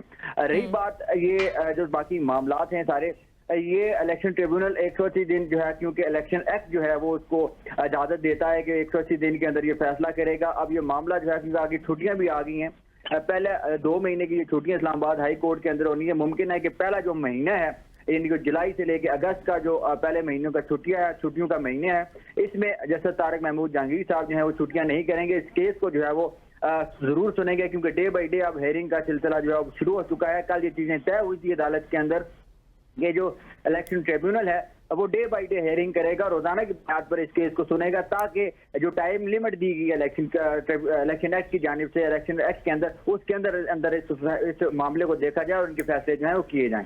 ठीक हो गया इब्राहिम, बहुत शुक्रिया आपका हमें अपडेट करने के लिए। नाज़रीन, ये सूरत हाल है NF40 केस की। उसके बाद एक और केस है मखसूस नशिस्तों वाला। उस केस में भी सुप्रीम कोर्ट ने मखसूस नशिस्तों से मुतालिक जो है वो समात आज 9 जुलाई तक जो है वो मुलतवी की हुई है। इस केस के हवाले से क्या तफसीलात मजीद जानते हैं बशारत राजा से, हमारे कोर्ट रिपोर्टर हैं। बशारत, अस्सलाम वालेकुम। बशारत, बताइएगा इस केस के हवाले से किस तरफ जाता हुआ देख रहे हैं आप इस केस को? क्या वो पार्लिमानी पार्टी के तौर पर ही कंसिडर किया जाएगा SIC को? जी, ये सुन्नी इत्तेहाद कौंसिल की जो मखसूस नशिस्तों का मामला है, आज इस पर समाअत होगी, फुल कोर्ट समाअत होगी चीफ जस्टिस काजी फाइज की सदराई में। और ये आज इस केस में 8वीं समाअत है, 7 समाअतें इससे पहले हो चुकी है। जो वकील थे सुन्नी इत्तेहाद कौंसिल के फैसल सिद्दीकी, वो अपने दायरे मुकम्मल कर चुके हैं। इसके साथ इलेक्शन कमीशन पाकिस्तान के वकील सिकंदर बशीर भी अपने दायरे मुकम्मल कर चुके हैं। उसके प्राइवेट जो एक मेंबर थी कंवल शोजब, उनके वकील सलमान अकबर राजा भी अपने दायरे मुकम्मल कर चुके हैं। तहरीरी दलाइल भी जमा करवा चुके हैं। केस की समाअत के दौरान अब तक जो समाअत हुई थी, इसमें बहुत से मौके पर ऐसे रिमार्क्स जजेस की तरफ से सामने ऑब्जर्वेशन सामने आती रही, जिससे सुन्नी इत्तेहाद कौंसिल के हवाले से और पार्लिमानी पार्टी के हवाले से बहुत अहम सवालात सामने आते रहे। एक मौके पर जस्टिस मंसूर शाह जो सीनियर यूनिक जज इस केस के, उन्होंने ये रिमार्क्स दिए थे, ये ऑब्जर्वेशन दी थी अटॉर्नी जनरल पाकिस्तान से कि अगर आप बात करते हैं तो 187 पार्लियामेंट का जो आइन है, पार्लियामेंट का बनाया हुआ आइन है, जिसमें कंप्लीट जस्टिस की बात होती है, तो फिर हम उसकी तरफ क्यों न जाए। जस्टिस अख्तरुल्लाह ने भी ये कहा था कि एक मौके पर चीफ जस्टिस काजी फाइज ने जब ये कहा कि इलेक्शन कमीशन पाकिस्तान ने हमने जो 13 जनवरी को फैसला दिया था उसको गलत इंटरप्रिएट किया है, तो इलेक्शन कमीशन पाकिस्तान के वकील है रोशन पर कहा था जी कि जो आपने फैसला दिया है हमने उसकी दुरुस्त तशरीह की है। तो उस मौके पर जस्टिस अख्तरुल्लाह ने कहा था कि 184(3) भी पार्लियामेंट का दिया हुआ कानून है, आइन है, उसके तहत अगर इलेक्शन कमीशन पाकिस्तान ने गलत तशरीह की है इस अदालती फैसले की वजह से जो 13 जनवरी को हुआ था। याद रहे 13 जनवरी को फैसला था जिसमें पाकिस्तान तहरीक इंसाफ से इंतखाबी निशान इंट्रा पार्टी जी वो लिया गया था, इंट्रा पार्टी इलेक्शन करवाने के हवाले से। बेंच इस बात पर मुतफिका है, यूनानिमसली इस बात पर बशारत। वैसे आप चलिए तफसीलात तो शेयर कर ही रहे हैं, आपको क्या लगता है कितने जजेस जो हैं वो इस तरफ जाएंगे कि पार्लिमानी पार्टी है या नहीं है? और जो इलेक्शन कमीशन ऑफ पाकिस्तान के इंटरप्रिटेशन के हवाले से बात है कि सुप्रीम कोर्ट के फैसले की गलत इंटरप्रिटेशन की गई, क्योंकि सुप्रीम कोर्ट खुद ही पीछे हट गई कि हमने तो ये कहा था, हमने तो बल्ले का निशान जो है वो जमात से लिया था, अरकान से नहीं लिया था। सो इस इंटरप्रिटेशन के साथ और इस सारी चीजों के साथ कितने जजेस आपको लगता है 13 में से जाएंगे इस तरफ? आईनी तशरीह कर रही थी सुप्रीम कोर्ट ऑफ पाकिस्तान ने। 2 निकात है इस वक्त सुप्रीम कोर्ट ऑफ पाकिस्तान के सामने जिस पर उसने अपनी तशरीह कर रही है। एक नुकता यह है कि अगर किसी सियासी जमात से पॉलिटिकल पार्टी से इंतखाबी निशान ले लिया जाए तो क्या वो पॉलिटिकल पार्टी होते हुए बतौर सियासी जमात दफात में हिस्सा ले सकती है, जिस पर इलेक्शन कमीशन पाकिस्तान ने ये अदालत के सामने ये बात तस्लीम की थी। ये पाकिस्तान तहरीक इंसाफ जो है वो लिस्टेड बल्कि माजरत के साथ आपको इंटरप्ट कर रही हूँ, इसमें 9 अरकान ऐसे भी है ना, जब ये समाअत होने के बाद ये सामने आए 9 अरकान है जिन्होंने एफिडेविट PTI के नाम पर ही लिया और वो सारा उसी के मुताबिक हुआ ना। जी बिल्कुल ऐसा ही है, लेकिन जब ये बात आई थी पाकिस्तान तहरीक इंसाफ के हवाले से 9 अरकान ऐसे हैं जो पार्लिमानी पार्टी सुन्नी इत्तेहाद कौंसिल में शामिल नहीं हुए थे।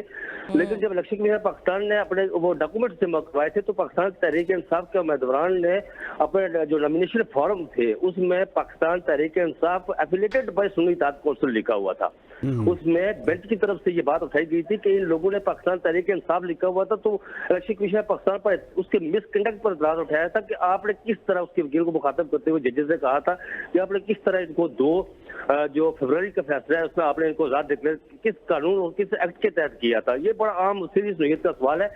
एक तो ये और दूसरा ये इस नुकते की तशरीह कर रही है कि पार्लिमानी पार्टी जिसे इलेक्शन कमीशन पाकिस्तान डिक्लेयर कर चुका है और जिसकी पार्लिमानी लीडर है जरताज गुल, गुज़श्ता समाअत पर जब अटॉर्नी जनरल से मंसूर शाह जो ऑनरेबल जज है, इस अहम मेंबर है इस बेंच के, उन्होंने उनसे पूछा था कि क्या सुन्नी इत्तेहाद कौंसिल पार्लिमानी पार्टी है, तो उन्होंने इस बात से लाजमी का इज़हार किया। तो उन्होंने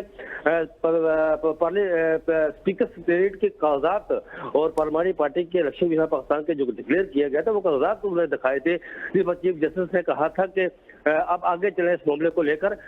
और इस वक्त जो बेंच की अब तक जितनी भी समाअत हुई और बेंच मेंबरान की तरफ से, जजेस की तरफ से जो ऑब्जर्वेशन आई है, उसमें अब तक लगता यही है कि चीफ जस्टिस काजी फाइज साहब के पास वो अक्सरियती नहीं है जिसमें वो फैसला देना चाहते हूँ जस्टिस मंसूर शाह की तरफ से, जिसमें वो एक नजरिया लेकर चल रहे हैं, एक बात लेकर चल रहे हैं कि ये तहरीर, ये जो मखसूस नशिस्तें हैं, ये जो प्रोपोर्शनल नामजदगी है, मुतासब नामजदगी, उस हवाले से उन सियासी जमातों का हक है जिन्होंने जीती उनको दी जाए, ये माले गनीमत के तौर पर तकसीम नहीं की जा सकती। और जस्टिस मंसूर शाह इस बात को लेकर चल रहे हैं। जस्टिस मंसूर शाह के साथ जो ग्रुप है उसको इस वक्त अक्सरियत हासिल है। बहरहाल इस पर आज समाअत होनी है और फैसल सिद्दीकी साहब जवाब जो है वो अपने रिबटल आर्गू करेंगे। और उसके बाद सलमान अकबर राजा पाकिस्तान तहरीक इंसाफ की तरफ से उन्होंने फीक बनने की दरख्वास्त दायर की थी। मुमकिन है आज भी वो अपने दलाइल का आगाज करे। अदालत ने उन्हें इजाजत दे दी हुई है क्योंकि इलेक्शन कमीशन पाकिस्तान ने उनसे कापी मांगी थी कि आपने जो कागजात जमा करवाए हैं अदालत में, जो डॉक्यूमेंट जमा करवाए हैं, उनकी हमें कापी दे दें। आज 11:30 बजे केस की समाअत शुरू होगी। जी ठीक हो गया, बहुत शुक्रिया। 11:30 बजे इस हवाले से समाअत शुरू होगी। हमारे साथ मौजूद थे बशारत राजा, उससे पहले थे जमशेद और इब्राहिम अब्बासी। आप सबका बहुत शुक्रिया। खवातीन वज़ात, यहाँ पर वक्त हुआ चाहता है एक शॉर्ट सी कमर्शियल ब्रेक लेते हैं, वापस आते हैं। Stay with us.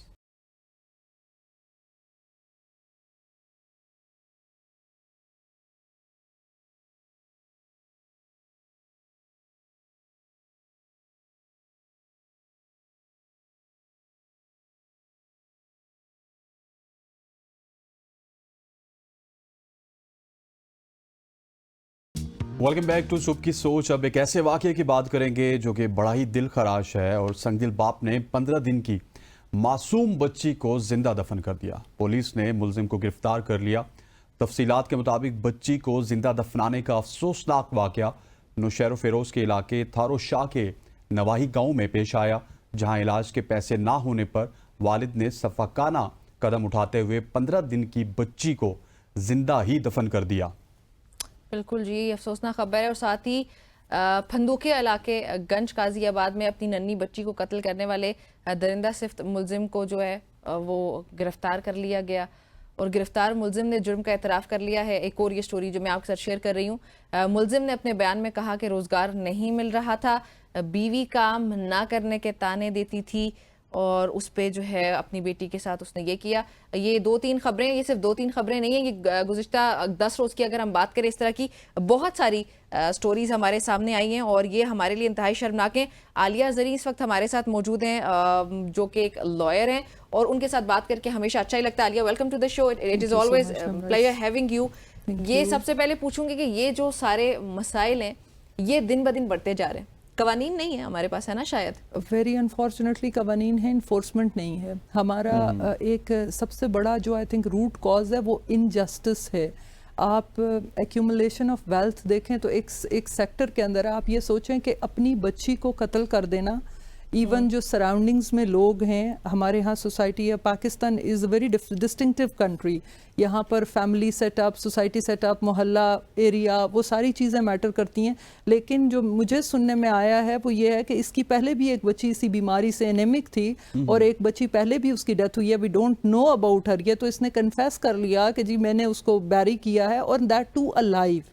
Look at it, this is another I think heinous thing to realise के ज़माना वो अरब में कोई वो होते थे जाहिलियत के ज़माने में इस तरह की चीज़ें रिपोर्ट होती थी। लेकिन अब ये एक लेवल क्यों है? क्योंकि आपके मुल्क में जो एरिस्टोक्रेट है वो यहाँ बैठा है और वो इतना फिल्थी रिच है कि यहाँ तक वो बेसिक राइट्स पहुँच ही नहीं रहे। You need to look unto the मुहर्रिकात that has led to the happening of this like this. Yes, unfortunately वो कह रहा है जी मेरे पास पैसे नहीं थे, बच्ची सीरियस एनेमिक थी और सीरियस बीमार थी। आप उसके 2 और बच्चे भी हैं, उसकी फैमिली भी है, उसके इर्द गिर्द के वो रोज़गार नहीं मिल रहा था। अब ये बहुत सारे फैक्टर्स। अच्छा, और इसके साथ you can not rule out that depression. हमारे यहाँ साइकिक जो वो इश्यूज हैं, यस, इतने कि आप अगर रोड पर जाते हुए नम्रा अगर गौर करें ना, एक आदमी खुद से बातें करता जा रहा होगा ऐसे, आप सोचेंगे what is he up to, he is into some kind of a strangest monologue. You know why? Because आपके यहाँ एक वेल्थ यहाँ रुक गई है, दरमियान वाला तबका रोज सुबह यही उठता है। मेरा पॉइंट है कि अभी हम लोग ये स्टोरी कर रहे हैं ना, तो हम लोग ये दिखाने की कोशिश कर रहे हैं शायद कि इस बाप ने ना कत्ल करी, बहुत ही जालिम है, लेकिन किसी ने उसकी मजबूरी की तरफ देखा कि जब ये कह रहा है कि मेरे पास पैसे नहीं थे, हम कत्ल को अस्तगफिरुल्लाह जस्टिफाई नहीं कर रहे। हम ये कह रहे हैं कि देखिए अवाम को किस कदर मजबूर कर दिया है कि अपने 15 दिन के 20 दिन की बच्चियों को वो जिंदा दफन करने पर लिटरली अवाम मजबूर हो गई है। तो ये हमारा क्वेश्चन है। कवानीन तो चलें छोड़ें, बाकी वो सारी ये चीज ह्यूमन आप राइट्स पे। सोचिए कि आप लोग आप एक ऐसे मुल्क में बैठे हैं जहाँ पे चैरिटी का सिस्टम सबसे ज्यादा रहा है। आप ये चीज एक सोचिए कि आप वो थे जो तुर्की और अफगानिस्तान को भी चैरिटी देते रहे हैं, फलस्तीन ठीक को देने के लिए है। आप वहाँ आप ये कहाँ पर हमसे गलती हो रही है? हमसे तो पूछा ये जाएगा। देखिए एक रिलीजियस एस्पेक्ट भी है ना लीगल के अलावा। रिलीजियस ये है कि आपके पड़ोसी के बारे में आपसे सवाल किया जाएगा। अभी मुझे ये समझ में नहीं आता कि अगर आप बहुत बड़े शहरों में भी चले जाएं तो पड़ोस वाला सिस्टम खत्म हो गया। वो फैमिली कल्चर जो कि आपका एशिया का एक स्पेसिफिक, मेरा ख्याल है एक सिग्निफिकेंट फीचर था, वो कहीं बिल्कुल नीचे चला गया। उस चीज़ ने लेकर के पहले ये था कि हम पर्दा कर लेते थे दूसरे का, थोड़ा सा उसके साथ हेल्प कर ली, थोड़ा चला लिया। ये बच्ची सिर्फ इस बाप ने नहीं दफन की है, ये उस वेलफेयर स्टेट ने, ओ यस सर, वेलफेयर स्टेट जो ना होने ने पाकिस्तान ने दफन की अपनी बेटी। मैं कल देख रही थी कि पहले टॉप इंडिया के 19 न्यूज चैनल्स पर with in 5 minutes of reporting of this incident ये इशू हाईलाइट हुआ है। मतलब आप ये बता रहे हैं कि पाकिस्तान ये है? No, this is not Pakistan. Actually हुआ क्या है कि वो इनजस्टिसेस ने पाकिस्तान को ये वाली हमारी सूरत इंटरनेशनल वर्ल्ड को आप दिखा रहे हैं कि हम ये करने के काबिल हैं। आप अपनी सोसाइटी के लोगों को, उसके इर्द गिर्द के लोगों को आप बिल्कुल फॉरगो नहीं कर सकते। आप एम्प्लॉयमेंट, आप ये देखिए इनजस्टिस, अभी मैं जैसे आपसे कह रही थी, इनजस्टिस ये है कि राई बराबर भी किसी का हक अगर मेरी तरफ आ गया ना, राई बराबर, तो अगर वो भी हक मेरी तरफ आ गया तो वो इनजस्टिस है। और इनजस्टिस से सवाल होगा, और सवाल होगा। अच्छा, आलिया साथी में ज्वाइन करी हैं डॉक्टर वजीहा जफर जो नफ्सियात है। Wajiha, welcome to the show. ये बताइएगा कि क्या ऐसे पॉइंट्स आ जाते हैं कि एक बाप जो है वो इतना मजबूर हो जाता है जहां अपनी बेटी को जिंदा दफन कर देता है, उसकी तकलीफ शायद इतनी ज्यादा हो गई है कि वो कातिल बनने को तैयार है लेकिन उस बच्ची को पालने के लिए तैयार नहीं रहता। क्या ऐसी नफ्सियात में आप बताइएगा कि क्या कब ऐसा इंसान सोचता है? जी, अस्सलाम वालेकुम। यहाँ पे मैं कुछ पॉइंट्स हाईलाइट करूंगी, चाहे वो इस्लामिक पर्सपेक्टिव हो, चाहे वो साइकोलॉजिकल पर्सपेक्टिव हो। लीगल पर्सपेक्टिव जो है बहुत अच्छा जो लॉयर वो शेयर किया उन्होंने, बट हम अगर साइकोलॉजिकल पर्सपेक्टिव देखें तो जो हमारे फाइनेंशियल क्राइसिस चल रहे हैं उसमें लोगों की mental health, depression, anxiety, even के जो सोचने की सलाहियत है जिसको हम कॉग्निटिव डेवलपमेंट कहते हैं, वो बहुत इफेक्ट हुई है। लोगों के डिसीजन बहुत इफेक्ट हुए हैं। डिप्रेशन में जाने की वजह से इंसान की जो सोचने की सलाहियत होती है वो बहुत इफेक्ट होती है। लेकिन डेफिनेटली हमें नहीं पता होता कि कौन डिप्रेशन में है या कौन नहीं है। कुछ लोग जो है इसलिए भी कत्ल का जो हम बहुत से जमाने जालियत के दौर की भी बात करें तो उसमें भी कत्ल इसलिए होते थे क्योंकि वो वैल्यू नहीं देते थे। ठीक है, बेटियों को स्पेशली अगर हम बात करें या औलाद को बात करें, वैल्यू नहीं देते थे। तो एक तो एक नफ्स का भी दौर है। ठीक है, हर इंसान ये भी चीज देख रहा है कि जो उसको बेहतर लग रही है। म्यूचुअल डिसीजंस या किससे मशवरा करने वाली पॉइंट वो भी नहीं रहा। और जो बात की नेबर की बात की या पड़ोसियों की बात की, तो आजकल इस चीज, लेकिन डॉक्टर साहब मेरा सवाल ये है कि कत्ल करना, वो भी अपने इतने मासूम बच्चे को जो 15 साल का है, ये किसको अच्छा लगेगा? वो अगर किसी से मशवरा ना भी करे तो उसको कुछ ना कुछ तो मजबूरियां हैं जो उस तरफ लेके जा रही हैं। मैं बिल्कुल कत्ल की बात नहीं करी मशवरा करने की, मैं ये मशवरा करने की बात करी कि जिसमें हम डिप्रेशन में जा रहे हैं, एंजाइटी में जा रहे हैं, हम उसने एक डिसीजन तो ले लिया ना। एग्जैक्टली। अब ये जो आप कत्ल की बात करें ना, इसमें डेफिनेटली इंसान की ज़हनी हालत वो नहीं होती कि जिसमें कोई अपने बच्चे को मारे। डिप्रेशन में इंसान अपनी जान भी ले लेता है, एंजाइटी में इंसान अपनी भी जान ले लेता है। हम इर्द गिर्द के लोगों का भी फर्ज बनता है कि वो चेक एंड बैलेंस रखे, वो देखें कि उनके जो नेबरहुड है उसमें किस तरह के हालात चल रहे हैं, या आपकी फैमिली में जो लोग हैं उनके किस तरह के हालात चल रहे हैं। लेकिन अनफॉर्चुनेटली हमारे यहाँ हर कोई अपने ही नफ्स का शिकार है। और सबसे इंपॉर्टेंट चीज़ मैं ऐड करूंगी, जो हमारे फाइनेंशियल क्राइसिस अब चल रहे हैं, अनफॉर्चुनेटली जो हम गवर्नमेंट के भी हालात हम देख रहे हैं या फाइनेंशियल क्राइसिस को हम देख रहे हैं, हम हाईलाइट तो कर लेते हैं बट हम इनके सॉल्यूशंस पे नहीं आ रहे होते। इर्द गिर्द के लोग उसके सॉल्यूशंस पे नहीं आ रहे होते हैं, सिर्फ ये चीज देख रहे होते हैं कि हाईलाइट करके उस इंसान के ऊपर हम क्वेश्चन जरूर कर लेते हैं। लेकिन देखिए, अगर हाईलाइट करने से हल होते तो इन जो ये अमवात हो रही हैं या जो कत्ल हो रहे हैं, इनमें कमी आती। इनमें कमी के लिए हमें स्टेप्स लेने पड़ते हैं, हमें देखना पड़ता है कि इनके फैक्टर्स क्या आ रहे हैं और स्पेसिफिक फैक्टर्स क्या आ रहे हैं। हम जनरल फैक्टर्स की बात नहीं करते। हमें नहीं पता कि उस इंसान की क्या मेंटल हेल्थ चल रही थी या क्या फिजिकल या ओवरऑल चीजें चल रही थी, उस पे जनरल पॉइंट्स वो हम रेज कर सकते हैं। डिटेरियोरेटेड ही थी, वो खराब ही थी। अच्छा वैसे आलिया, अगर coming back to the law, अब मुझे यहाँ पे ये कंफ्यूजन है कि एक बंदा, चलें ठीक है उसने कत्ल किया है, लेकिन कत्ल के पीछे उसकी वजूहात भी हैं जो कि हमारा एज अ स्टेट, हमारा अवाम के तौर पे भी हमारा फेलियर ही है। तो अब अवाम इस तरह के आदमी के खिलाफ कैसे कार्रवाई करती है? एक्चुअली स्टेट के नाम पर पर्चा दर्ज हुआ है। अब वही स्टेट जो प्रोवाइडर नहीं है, एग्जैक्टली वो प्रोवाइडर भी है, वो तो मारेगा ही ना, वो तो दफा नहीं करेगा। बेसिक आप यूएस या यूके का मैं कभी भी कंपेयर नहीं करती। मैं पाकिस्तान को जन्नत समझती हूँ और मैं समझती हूँ कि कोई मुल्क इसके नजदीक भी नहीं आ सकता। ये मिरेकल स्टेट है, ये ऑटो पर अल्लाह मियां के निजाम पर चल रही है, वरना हमारी काबिलियत ऐसी नहीं है। सही बात है। अनफॉर्चुनेटली आप ये चीज देखें कि वहां पर अगर माइनर चोरी चकारी कर ले, बचत है, उसको आप नहीं हाथ डाल सकते। इवन आप अगर जरा सा कोई उसके खिलाफ जाएंगे स्टेट फौरी तौर पर उसके प्रोवाइडर के तौर पे। हमारे मुल्क में बदकिस्मती से आप ये देखें, यहाँ के हाजी साहब जो है वो 4 हज और 6 उम्रे कर लेंगे। यहाँ का बिजनेसमैन जो है वो चैरिटी में ज़कात दे देगा, खैरात दे देगा, अपने ही एम्प्लॉय को उसका हक नहीं देगा। एग्जैक्टली मेरा प्रॉब्लम ये है कि मैं बार बार और बहुत लोगों से, देखिए इतने साल आप इस वकालत के शोबे से मुंसलिक होकर आप बार बार लोगों को ये कन्विंस करते हैं कि यार थोड़ा इंसाफ पसंदी पर आएं। प्लीज मेहरबानी करें कि आप अपने रवैयों में इंसाफ लेकर आएं। ये जो इतना इंडस्ट्रियलिस्ट बैठा है, अगर ये सिर्फ अपने ही एम्प्लॉयज को या जो चैरिटी सेगमेंट है या जो आपकी बड़ी मल्टीनेशनल्स पाकिस्तान में सर्व कर रही हैं वो अपना CSR भी करें। मेरा नहीं ख्याल है कि ये लोग शायद ये जो इतने ये जो CSR तो फोटो सेशन का होता है। Very unfortunately that's so true. अब ये कोई मुझे ये बताइए ना कि वो कौन रिपोर्ट करेगा, वो किसने रेक्टिफाई करना शुरू करना है कि ये जो आपने इर्तकाज़े ज़र हम इसको कहते हैं, accumulation of wealth in specific people.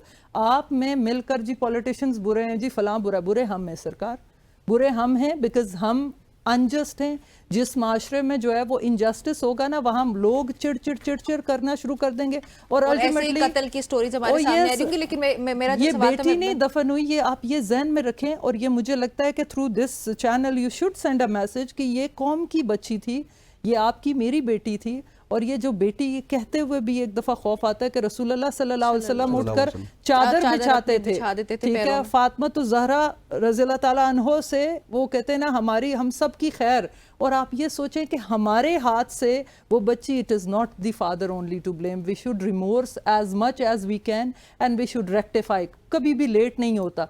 अब स्टेट के नाम पर 302 का आपने पर्चा दर्ज कर लिया, सर्कमस्टेंशियल जो भी एविडेंस आएगा आप उसको सजा भी दे लेंगे। अंडू क्या होगा मुझे बताएं, अंडू क्या होगा? अल्टीमेटली आप केस आगे कैसे बढ़ेगा? उसको एज अ मर्डरर ट्रीट किया जाएगा बाप को? यस पर्चा ही 302 का दर्ज हुआ है तो जाहिर है वो मर्डरर है। अब एक और चीज तो ये पॉइंट नहीं लाया जाता कि वो मर्डरर बना क्यों है? वेरी अनफॉर्चुनेटली स्टेट का जो अगर दीगर ममालिक से अगर मैं चाहूँ कि आप अगर कंपेयर, क्योंकि आप लॉ को जानती है, मुझे तो नहीं पता है, इसलिए मैं जानना चाह रही हूँ कि अगर दीगर किसी मुल्क में, फॉर एग्जाम्पल यूके में हो गया, USA में हो गया, अगर इस तरह का कुछ होता है तो उस सूरत में फिर इसको वहां पे कैसे डील किया? वहां पर भी कानून सब जगहों पर सेम है। यहाँ फिर भी मिटिगेटिंग सर्कमस्टांसेस होंगे कि हो सकता है उसको सजा कम हो जाए। मिटिगेटिंग सर्कमस्टांसेस यहाँ पर जजेस कंपैशनेट हैं। मैं हमेशा कहती हूँ कि बहुत सारे ऐसे आला लोग आपके जूरिस्ट बैठे हुए हैं जो बहुत थोड़े, वो कहते हैं रेम्यूनरेशन पर बहुत अच्छा काम करें। मैं नहीं उनको डाउट करती। द अनफॉर्चुनेट सेगमेंट इज कि वो यहाँ तक पहुंच आया। आप ये सोचें वो जो 2 बाकी उसके औलाद है, वो या उसकी बीवी जिंदगी भर इस ट्रॉमा से नहीं निकल सकती, जिंदगी भर। ये एक लेबल है और आई डोंट नो कि वो कैसा, वो अब नॉर्मल होगा खुद, जिसने बोरी के अंदर भर के अपनी बच्ची दफन की और फिर बोरी ले जाके निकलवाई भी। आप समझते हैं कि this is something that is ever वापस हुई। वजी आपकी तरफ भी आऊंगा। बड़ा अच्छे पॉइंट्स यहाँ पे उठाए। आप ये बताइएगा कि क्योंकि आप माहिर नफ्सियात हैं, तो इस तरह के वाकयात को किस तरह से अपनी नफ्सियात पे काबू करके किसी तरह से रोका जा सकते हैं? क्योंकि पाकिस्तान में ये आज का नहीं बल्कि बहुत सारे, कल आपको एक और इस तरह का केस नजर आएगा और ये केसेस में इजाफा होता चला जा रहा है। यस यहाँ पे मैं 2 पॉइंट्स हाइलाइट करूंगी जो हमारी डिस्कशन हुई उसमें, कि एक तो हमारे यहाँ सजा का जो कॉन्सेप्ट है ना वो उतना स्ट्रांग नहीं है, नंबर 1। जब एक इंसान Very को true. सजा का कॉन्सेप्ट होता है ना, किसी भी बच्चे को भी होता है, तो वो कोई भी जुर्म या कोई भी गलत काम करने से पहले 10 बार सोचता है। इसको हम डेफिनेटली एक लर्निंग पॉइंट ऑफ व्यू कहते हैं, कंडीशनल लर्निंग हो जाती है। मैंने ये किया तो पनिशमेंट मिलेगी मुझे। एक तो हमारे यहाँ रिवॉर्ड पनिशमेंट का कोई सेटअप नहीं है यहाँ पे। दूसरा, अगर हम ये तो वो मैंने बात की कि एक स्टेट की बात की। दूसरा, हमारे यहाँ पे मेंटल हेल्थ के ऊपर बात करें तो लोगों की मेंटल हेल्थ दिन ब दिन की स्टेज पर जा रही है, एक्सट्रीमिस्ट होते जा रहे हैं लोग। आप अगर डिप्रेशन की, अभी हम रिसर्च, क्योंकि हमारे पाकिस्तान में इतनी रिसर्च नहीं होती कि हम ये देखें टोटल तादाद कितनी जा रही है, जितनी भी रिसर्चेज हैं वो इंटरनेशनल बेस हैं। अगर ये देखा जाए कि पाकिस्तान में, मैं क्लिनिक के अंदर अगर बात करूं तो मैक्सिमम केसेस रिपोर्ट हो रहे हैं स्पेशली अडल्ट्स के जिसमें एज रेंज देखी जाए तो 16 से लेके ये 40 इयर्स तक, 35 इयर्स तक ये रेशो ज्यादा रिपोर्ट हो रही है। डिप्रेशन, एंजाइटी सब ज्यादा कॉमन हो रहे हैं, लेकिन इन पे कोई क्वेश्चन हाईलाइट नहीं कर रहा। हमारे यहाँ इवन की गवर्नमेंट लेवल पे भी थेरेपीज को कॉमन नहीं किया जा रहा, या इवन के होता है ना कि हॉस्पिटल्स में भी आप उस चीज को आम करें या इजी करें। थेरेपीज आर एक्सपेंसिव, हर कोई अफोर्ड नहीं कर सकता है। तो ये वो चीजें, और हमारी सोसाइटी की बात करूं, थर्ड एक और चीज मैं ऐड करूंगी कि हमारी सोसाइटी में जजमेंटल ट्रेट्स भी बहुत ज्यादा हैं। हम लोगों ने एक लाइफस्टाइल को अगर मेंटेन करना है तो उस पर हमने पीयर प्रेशर है, सोसाइटी का प्रेशर है, बच्चों की परवरिश का प्रेशर है, तो बहुत सारी चीजें सपोर्टिव भी नहीं है, सपोर्ट सिस्टम हमारे स्ट्रांग नहीं है। तो जब ये तीनों चीजों का फुकदान होता है, ये फैक्टर्स हम देखें तो ये और ज्यादा हाईलाइट करते हैं कत्ल के केसेस को। चोरी आम होती है, हम देख रहे हैं कराची में कितनी चोरियां आम हो रही हैं। क्यों? क्योंकि कोई पनिशमेंट ही नहीं है, कोई पूछने वाला नहीं है। अवाम को अपने लिए खुद ही गन्स रख के सेफ्टी करनी पड़ रही है, बिकॉज दे यूज्ड, अब वो यूज्ड टू हो रहे हैं, कि बाहर निकलेंगे तो फोन चोरी होंगे। तो क्यों ये चीजें जाने जो है जा रही हैं, बिल्कुल आम हो रही है। हमारे यहाँ कोई लॉ नहीं ना हो रहा, और अगर कोई लॉ होता है तो कोई पैसे दे के अपने आप को बचा लेता है, या बहुत मुश्किलों से ही उसके ऊपर कोई ऐसी सजा दी जाती है, जैसे कि बाकी मुल्कों में हम देखते हैं, सऊदीया में कि चोरी की तो हाथ कटवा दिए, हाथ काट दिए। तो जब सख्ती होती है किसी चीज की तो उस पर अमल बेरा होता है। और दूसरा ये कि जब आप मेंटल हेल्थ का ख्याल रखते हैं, बाहर के मुल्कों में ये भी हम देखते हैं कि अगर कोई कत्ल का केस होता है तो उसकी मेंटल हेल्थ को देखा जाता है, क्या वो ड्रग एडिक्ट तो नहीं है, ये भी देखा जाता है। हमारे यहाँ इन चीजों को कोई, इन फैक्टर्स को कोई नहीं पूछता। डायरेक्ट ब्लेमिंग या जजमेंट, या हम फौरन से हाईलाइट कर देते हैं कि इसने ऐसा क्यों किया, बट कोई ये नहीं देखता कि इसकी रीजन क्या है और उसको हमें कैसे सॉर्ट आउट करना है। ठीक, डॉक्टर साहब, सॉरी वकील साहबा, डॉक्टर और वकील मिक्स हो गया। आलिया साहब, आपकी तरफ आऊँगा। मुझे ये बताइएगा कि जिस तरह बाहर की मिसाल दी थी अभी निमरा ने, वहाँ पे बच्चों के लिए बड़ी स्पेशल ट्रीटमेंट होती है। वहाँ की एजुकेशन की बात कीजिए, उनकी हॉस्पिटल्स की बात कीजिए, सारी चीज़ें फ्री होती है, मेडिकल की बात कीजिए। लेकिन हमारे यहाँ कम से कम, अगर हम क्योंकि हमारी स्टेट के हालात ही कुछ इस तरह के हैं, सारे बच्चों को नहीं, लेकिन फिर भी जो माजूर बच्चे हैं उनको तो हम इस कैटेगरी में कम से कम ले आए हैं। पाकिस्तान में शायद वो 5% या 10% भी नहीं होंगे। सर, इशू देखिए, अगेन वही बात जो मैंने पहले भी बोली कि कवानीन हैं, उनकी इम्प्लीमेंटेशन हमारे पास नहीं है। हमें उसकी इम्प्लीमेंटेशन के लिए काम करना है। एक तो ये जो हमने कहा ना कि डेटरेंस, जैसे कतई यद की जो वो है कि हाथ काट दिया जाए, डेटरेंस इस मुल्क में है। यहाँ पर ऐसा नहीं है, लॉ इन्फोर्सिंग एजेंसीज बेहतरीन अपना काम करती हैं, लेकिन आप एक आईओ के ऊपर 500 केस आपने फेंका हुआ है। 8 साल बाद उसकी बारी आती है, उस गरीब को याद भी नहीं होता कि इस केस में हुआ क्या था। तो सर, इतने सारे वो फैक्टर्स हैं कि मुझे लगता है कि उसमें सबसे ज़्यादा अहम ये है कि एज अ ह्यूमन बीइंग, पहले शायद थोड़ा सा खुदा खौफी हमारे अंदर थी, अभी वो खुदा खौफी ख़त्म हो गई है। अभी आप अगर अपने ओवरऑल रवैये में देखें, हम सब ने क्या बनना है जी, हमने विराट कोहली से कम हमने नहीं होना। हमने वो देख देख देख देख हमारा लाइफस्टाइल, हमको वाइट कलर चाहिए, हमको सब, और बेहतरीन से बेहतरीन गाड़ी। देखिए, आप अपने स्टैंडर्ड्स के मुताबिक लिविंग, ये बहुत ज़रूरी है। कनात बड़ी ज़रूरी चीज़ है। यू नीड टू अंडरस्टैंड कि आपकी क्लास, यानी मैं नहीं कहती कि एस्पायर करना, हाँ, लेकिन ये जरूरी नहीं है कि हम सभी ये एक ब्रांड्स का एक किस्म का वो इतना सख्त किस्म का एक आपने वो बना लिया है कि हर आजकल का बच्चा जैसे ही बड़ा होता है, आप ये देखें टीनेजर बच्चे, आप और बहुत पोटेंशियल जिनके अंदर है। आई remained a mentor at various universities and what I saw was like extreme potential was getting destroyed by this distraction कि वो जी इकोनॉमिक डेवलपमेंट, मैंने पैसा कमाना है। अभी उनका मतमा नज़र, उनकी ज़िंदगी का एक ही है, वो ये है कि यार पैसा, बहुत सारा पैसा, और अचानक रातों रात पैसा। ये उन्होंने नहीं देखा कि कोई भी जो भी जितने आपको फिल्थी रिच लोग नजर आएंगे वो शायद 50s अबव होंगे और उनकी एक जनरेशन वो सर्व कर चुकी होगी और आगे उनकी औलादें नजर आ रही हैं। ये इतने सारे फैक्टर्स हैं जिनको हम अपने घरों से रियलाइज करवाते हैं, अपने बच्चों को समझाते हैं कि यार it's okay not to be too rich, it's okay not to wear like, सही है कैजुअल थोड़ा, आपने अगर नाइकी के शूज नहीं भी पहनेंगे तो किसी की मौत वाकया नहीं होगी, ठीक है। आप अगर नाइकी के शूज की जगह अगर यही पैसे आप उठाकर वो जो आपके पड़ोस में भूखा सो रहा है या वो जो गली में बाहर, और ये हमेशा होता रहा है, हकनात बहुत बड़ी दौलत है sir, I am telling you. इस वक्त हमारा हम चूंकि इतनी वो कहते हैं ना एक कोलू के बैल वाली उसमें पड़ गए हैं कि हम सब ने अपने आप को साबित करना है कि हम सब अपनी ओ यस और अपनी अपनी जगह हम, मैंने आपको लो डाउन करके अपने आप को हाईलाइट करना है, दैट्स व्हाट, भाई मैं खुद अपनी जगह क्यों नहीं मर्ज कर सकती, that's the misery of this state. Unfortunately about this kid I think I have deepest sympathy for the family, deepest sympathy. शरिया लॉ वगैरह जो है वो लागू होंगे या फिर पाकिस्तान के अंदर इस वक्त जो लॉ प्रिवेल करता है वो उस तरह शरिया लॉ है नहीं, और कतईयत को ये नहीं है कि कोई लॉ इन्फोर्सिंग एजेंसीज ने या जजेस ने रोका था, ये तो मेडिकल बोर्ड ने डिक्लाइन कर दिया था कि हम नहीं करके देते बिकॉज ये इनह्यूमन है, इससे इवन किसी एक आम आदमी की डेथ वाकया हो सकती है। अच्छा यही हमारे लोग जब अगर जाएंगे सऊदी अरब में, वहां पर किसी को अगर गोली मार के मार दिया जाता है या अगर वो, तो बोलते हैं जुल्म हो गया जुल्म, और पाकिस्तान में मैं अभी थोड़ी देर पहले भी करते हैं, वहां यही सबसे बड़ा वो है ना कि हम एज अ नेशन खुद कानून को ओबे करने वाले लोग नहीं रहे, बिल्कुल यही हमारे डाउनफॉल की वजह। आलिया बहुत शुक्रिया आपका, वजिया आपका बहुत शुक्रिया मैं ज्वाइन करने के लिए। नाज़रीन गुफ्तगू आपने सुनी, कवानीन मौजूद है, इम्प्लीमेंटेशन की ज़रूरत है, ये बात पहले शायद 1000 बार कही है और 1001 बार हो चुकी है कि हम आज फिर ये बात कह रहे हैं। ये जो वाक़यात हमने आपके साथ शेयर किए हैं, इनका शेयर करने का मकसद ये है कि हम सब मिल के आवाज़ उठाएं ऐसे लोगों के खिलाफ जो इस तरह कत्ल करते हैं, या फिर उनकी मजबूरियों को समझे और फिर स्टेट उस पर काम करे, जहाँ पे सजा बनती है वहाँ सजा दे और जहाँ रिलीफ बनता है वहाँ रिलीफ दे। प्रोग्राम में जल्दी से एक ब्रेक शामिल करते हैं और वापस आते हैं।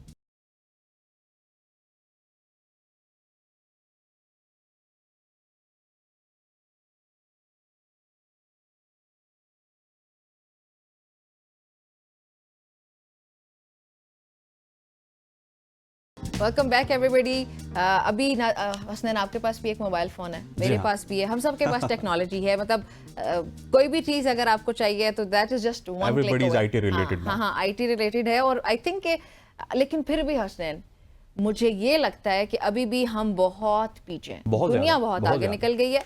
सो आज हम आपकी मुलाकात एक ऐसे नौजवान से करवाने जा रहे हैं जो चाहते हैं कि ये जो हम बहुत पीछे हैं वो थोड़ा आगे आ जाएं, और टेक्नोलॉजी के जरिए फिर पाकिस्तान के मुस्तकबिल को मजीद मुस्तहकम बनाने के लिए उन्होंने अपने जज्बे को और अपनी जो उनकी स्किल्स हैं उनको यूटिलाइज किए, नए रास्ते बनाए उन्होंने, और फिलहाल भी वैसे वो उन्हीं रास्तों में मसरूफ है, और हम भी चाहते हैं कि उनके इन रास्तों में हम भी साथ चलें, क्योंकि फिर इन्हीं रास्तों पर चल के ना हम लोग ये जो पीछे हैं वहाँ से हम लोग आगे आ जाएंगे और तरक्की की राह पे गामजन हो सकते हैं। जी हाँ, हमारे साथ आज मौजूद होंगे सैयद अरसलान अली शाह जो कि कनेक्टेड पाकिस्तान के चीफ एग्जीक्यूटिव हैं। इन्होंने टेक्नोलॉजी और इनोवेशन को एक मुस्बत तब्दीली के ज़रिए इस्तेमाल करके अपने कारोबारी और समाजी मकासद को हकीकत में बदलने की कोशिश की, और इनसे आज हम सीखेंगे, आपको भी सिखाएंगे और कोशिश करेंगे कि ये जो आईटी का काम अरसलान कर रहे हैं ये आसान अल्फाज में आपको बता सकें कि आप ये किस तरह कर सकते हैं, और यहाँ पे जो अवार्ड इनको मिला वो किस तरह लिखते हैं। अरसलान, सबसे पहले आपको खुशामदीद कहते हैं, thank you very much, 1 million award आपको मुबारक हो। और सबसे पहले ये बताइएगा कि ये सफ़र कितना तवील था यहाँ तक आने का? It's been a long journey, honestly speaking, काफ़ी रातें, काफ़ी दिन और अनथक मेहनत, और कहीं पे टूटे भी, कहीं पे फिर खड़े हुए, हिम्मत की, दोबारा से जुड़े, और ऑलमोस्ट 10 साल का एक सफ़र है 2015 से ऑनवर्ड। और 2024 में जाके फाइवर ने भी रिसेंटली अनाउंस किया कि जी हम एक इनिशिएटिव लॉन्च कर रहे हैं जिसमें हम उन तमाम सेलर्स को जिन्होंने $1 मिलियन अर्न किया है हमारे प्लेटफॉर्म के थ्रू, उनको हम रिकग्नाइज़ करेंगे। और अल्हम्दुलिल्लाह पाकिस्तान में मैं और 2-4 लोग और हैं जिनको ये $1 मिलियन का अवार्ड मिला। ज़बरदस्त ज़बरदस्त। ये $1 मिलियन से पहले पूछ लें किधर छोड़ें? नहीं, वो हमारे काफ़ी सारे सोशल सेगमेंट्स हैं जिनमें हमारा बेसिकली कंपनी जो है वो एक टेक सोशल एंटरप्राइज के मॉडल पे काम करती है, और हमारा मकसद ये होता है कि हम जो रेवेन्यू अर्न करें उसका 30% टूवर्ड्स कम्युनिटी डेवलपमेंट लगा दें। तो उसमें काफ़ी सारे हमारे इनिशिएटिव्स हैं, जिसमें कनेक्टेड पाकिस्तान कॉन्फ्रेंस का मैंने भी जिक्र किया था, जो पाकिस्तान की one of the largest tech conference होती है। 3 दिन की कॉन्फ्रेंस, 100 से ज़्यादा स्पीकर्स आते हैं, कोई 50-60 हज़ार बच्चा उसको अटेंड करता है, और 2015 से हो रही है ऑनवर्ड, तो उसमें काफ़ी सारे लग जाते हैं। फिर हमारी एक स्पेसिफिक कॉन्फ्रेंस है जो कि ख़वातीन के लिए, दैट इज़ वेरी इंपॉर्टेंट। हाँ एब्सोल्युटली, क्योंकि ख़वातीन अगर की खवातीन population- वाला सर्कल इन हो गया जी। वो तो घरों में मौजूद है, घर से बैठ के वो आईटी का काम कर सकती हैं, सारे मामलात कर सकती हैं, तो इस इंडस्ट्री को बहुत बूस्ट मिल सकता है। ख़वातीन की अगर आप पॉपुलेशन भी देखें पाकिस्तान में तो ऑलरेडी 52% हो चुकी है, और फ्रीलांसिंग एक ऐसा मैकेनिज्म है जो ख़वातीन को चार दीवारी का तहफ़्फ़ुज़ भी देता है। जो लॉन्ग ट्रेडिशनल बड़ी वर्कर्स होते पॉलिटिकल हैं, टर्म आपने यूज किया खबरों में, हम ये बोल बोल के ना थक गए थे, चादर और चार दीवारी का तकद्दुस पामाल कर दिया आपने भी। वो बोला बहुत सारे घरानों में इशू होता है कि जी ख़वातीन जो है वो लॉन्ग ट्रेडिशनल लॉज नहीं फॉलो कर सकते, लॉन्ग आईटी उसका भी सोल्यूशन दे रही है। आईटी उसका भी सोल्यूशन दे रही है। और आज के दौर में जिसके पास इंटरनेट है, मोबाइल है, लैपटॉप है, तो बहुत सारे मार्केट प्लेसेस हैं जैसे फाइवर है, अपवर्क, इस तरह के बहुत सारे और मार्केट प्लेसेस हैं जहाँ पे जाके अपनी सर्विसेज आप दे सकते हैं। द मोस्ट इंपॉर्टेंट थिंग कि आपके पास कोई स्किल होना चाहिए और उसको मार्केट करना आना चाहिए। सही हो गया। अच्छा, लेकिन तो टेक्नोलॉजी की बात हो ही रही है तो मैं एक जनरल क्वेश्चन भी पूछना चाहूंगी आपसे। Obviously it is very important, मैंने पहले बोला ही है कि इट इज इंपॉर्टेंट, लेकिन आपको नहीं लगता कि ये ह्यूमन बींग्स को रिप्लेस कर रहा है? तो उसको भी काउंटर करने के लिए साथ साथ हमें खुद ही कोई तैयारी करनी चाहिए, क्योंकि वैसे तो इंसान ने खुद को खुद ही बर्बाद देखिए किया। पहले हम अपनी टॉक्स में हमेशा कहते थे कि ना आईटी हमारी ज़रूरत है, लेकिन अब जो थ्रेट भी है, करंट सिनेरियोज हैं उसमें हमारी मजबूरी भी बन चुकी है और at the same time threat भी है। एआई की जिस तरह एवोल्यूशन हो रही है, जैसे एआई रिप्लेस कर रहा है कंटेंट क्रिएटर्स को, ग्राफिक डिज़ाइनर्स को, वीडियो एडिटिंग को। एवरीथिंग। जैसे अब आपने देखा सोरा एआई लॉन्च हुआ है ओपन एआई का, तो उसने पूरी की पूरी एक जो वीडियो क्रिएशन की भी इंडस्ट्री थी उसको भी डिसरप्ट कर दिया। लेकिन जो ह्यूमन की इंटरफेरेंस है वो हमेशा बरकरार रहेगी, क्योंकि एआई जो है वो एक ट्रेंड मॉडल के तौर पे काम करता है, वो खुद से सोच नहीं सकता, खुद से तख्लीक नहीं कर सकता, चलाने वाला इंसान तो जो मुसव्विर है वो मुसव्विर हमेशा रहेगा, जो शायर है वो शायर हमेशा रहेगा। मुसव्विर, लेकिन फिर आगे तो बहुत सारे लोगों के लिए नुकसान तो होगा अप टू डेट रहना पड़ता है ना। एब्सोल्युटली एब्सोल्युटली, आईटी ऐसी चीज है कि बहुत जिसमें up to rapidly date, change हो बहुत रहा सारी है। चीजें ऐसी हैं जो पहले महंगी, फिर वो सस्ती, फिर अब तो वो मार्केट में हर बंदा कर लेता है। ये देखिए, आप व्हाट्सएप अगर यूज कर रहे हैं, इंस्टाग्राम यूज कर रहे हैं, everyday you are going to meet a new kind of उसमें कुछ ना कुछ नई चीज निकल के आ रही होगी, नया फीचर आ रहा होगा, तो आपको अप टू डेट तो रहना ही पड़ता है। एग्जैक्टली। अच्छा अरसलान, अगर थोड़ा सा बात की जाए, मैं अगर पड़ोसी मुल्क की बात करूं जिसकी हम मिसालें देते हैं, वहां पे अगर आप आईटी का काम करना शुरू करें तो 10 साल के लिए आपको टैक्स एग्जेम्पशंस हैं और वो फ्री जोन में आप आ जाते हो। 10 साल के बाद वो कहते हैं चलो ठीक है अब आइए, मतलब कि 10 साल से पहले वो ये भी नहीं पूछते कि आपने पैसे कहां से लाए। तो पाकिस्तान में क्या कुछ है ये बताइए।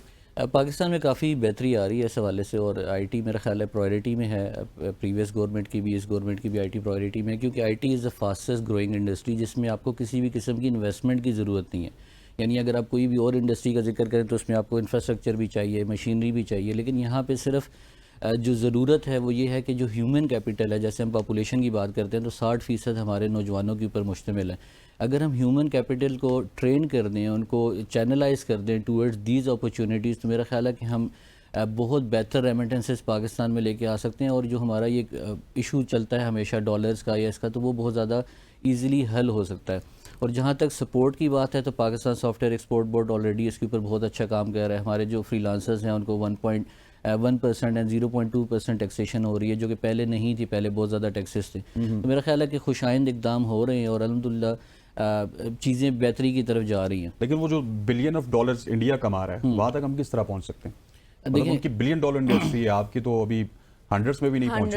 $100। देखिए मेरा ख्याल है कि हमें ना एक रोड मैप डिफ़ाइन करना पड़ेगा और हमें फ्रॉम बेसिक्स टू आगे जाना पड़ेगा, और फ्रीलांसर्स को ख़ास तौर पे हमें एक एक्सेलरेटर बूट कैंप में डालना पड़ेगा जो कि अपने आप को एंटरप्रेन्योरशिप की जर्नी में ट्रांसफॉर्म कर सके। मेरा मानना है कि फ्रीलांसर वो है जिसको इन्वेस्टमेंट की भी ज़रूरत नहीं है, सिर्फ उसको एक एक्सेलरेटर बूट कैंप में डालें, वहाँ पे उसको ट्रेन करें और उसको बताएं कि पाकिस्तान की ये प्रॉब्लम्स हैं और आप इन प्रॉब्लम्स को टेक्नोलॉजी के ज़रिए सॉल्व करें। जैसे अगर आप इंडिया की बात करें तो इंडिया में $200 बिलियन की उनकी रेमिटेंस आती है, और उसमें अगर आप नोटिस करें तो उनके बहुत सारे यूनिकॉर्न्स हैं जो कि लोकल ई कॉमर्स पे काम कर रहे हैं, जबकि पाकिस्तान में अभी तक लोकल ई कॉमर्स उस तरह फ्लरिश ही नहीं कर सकी।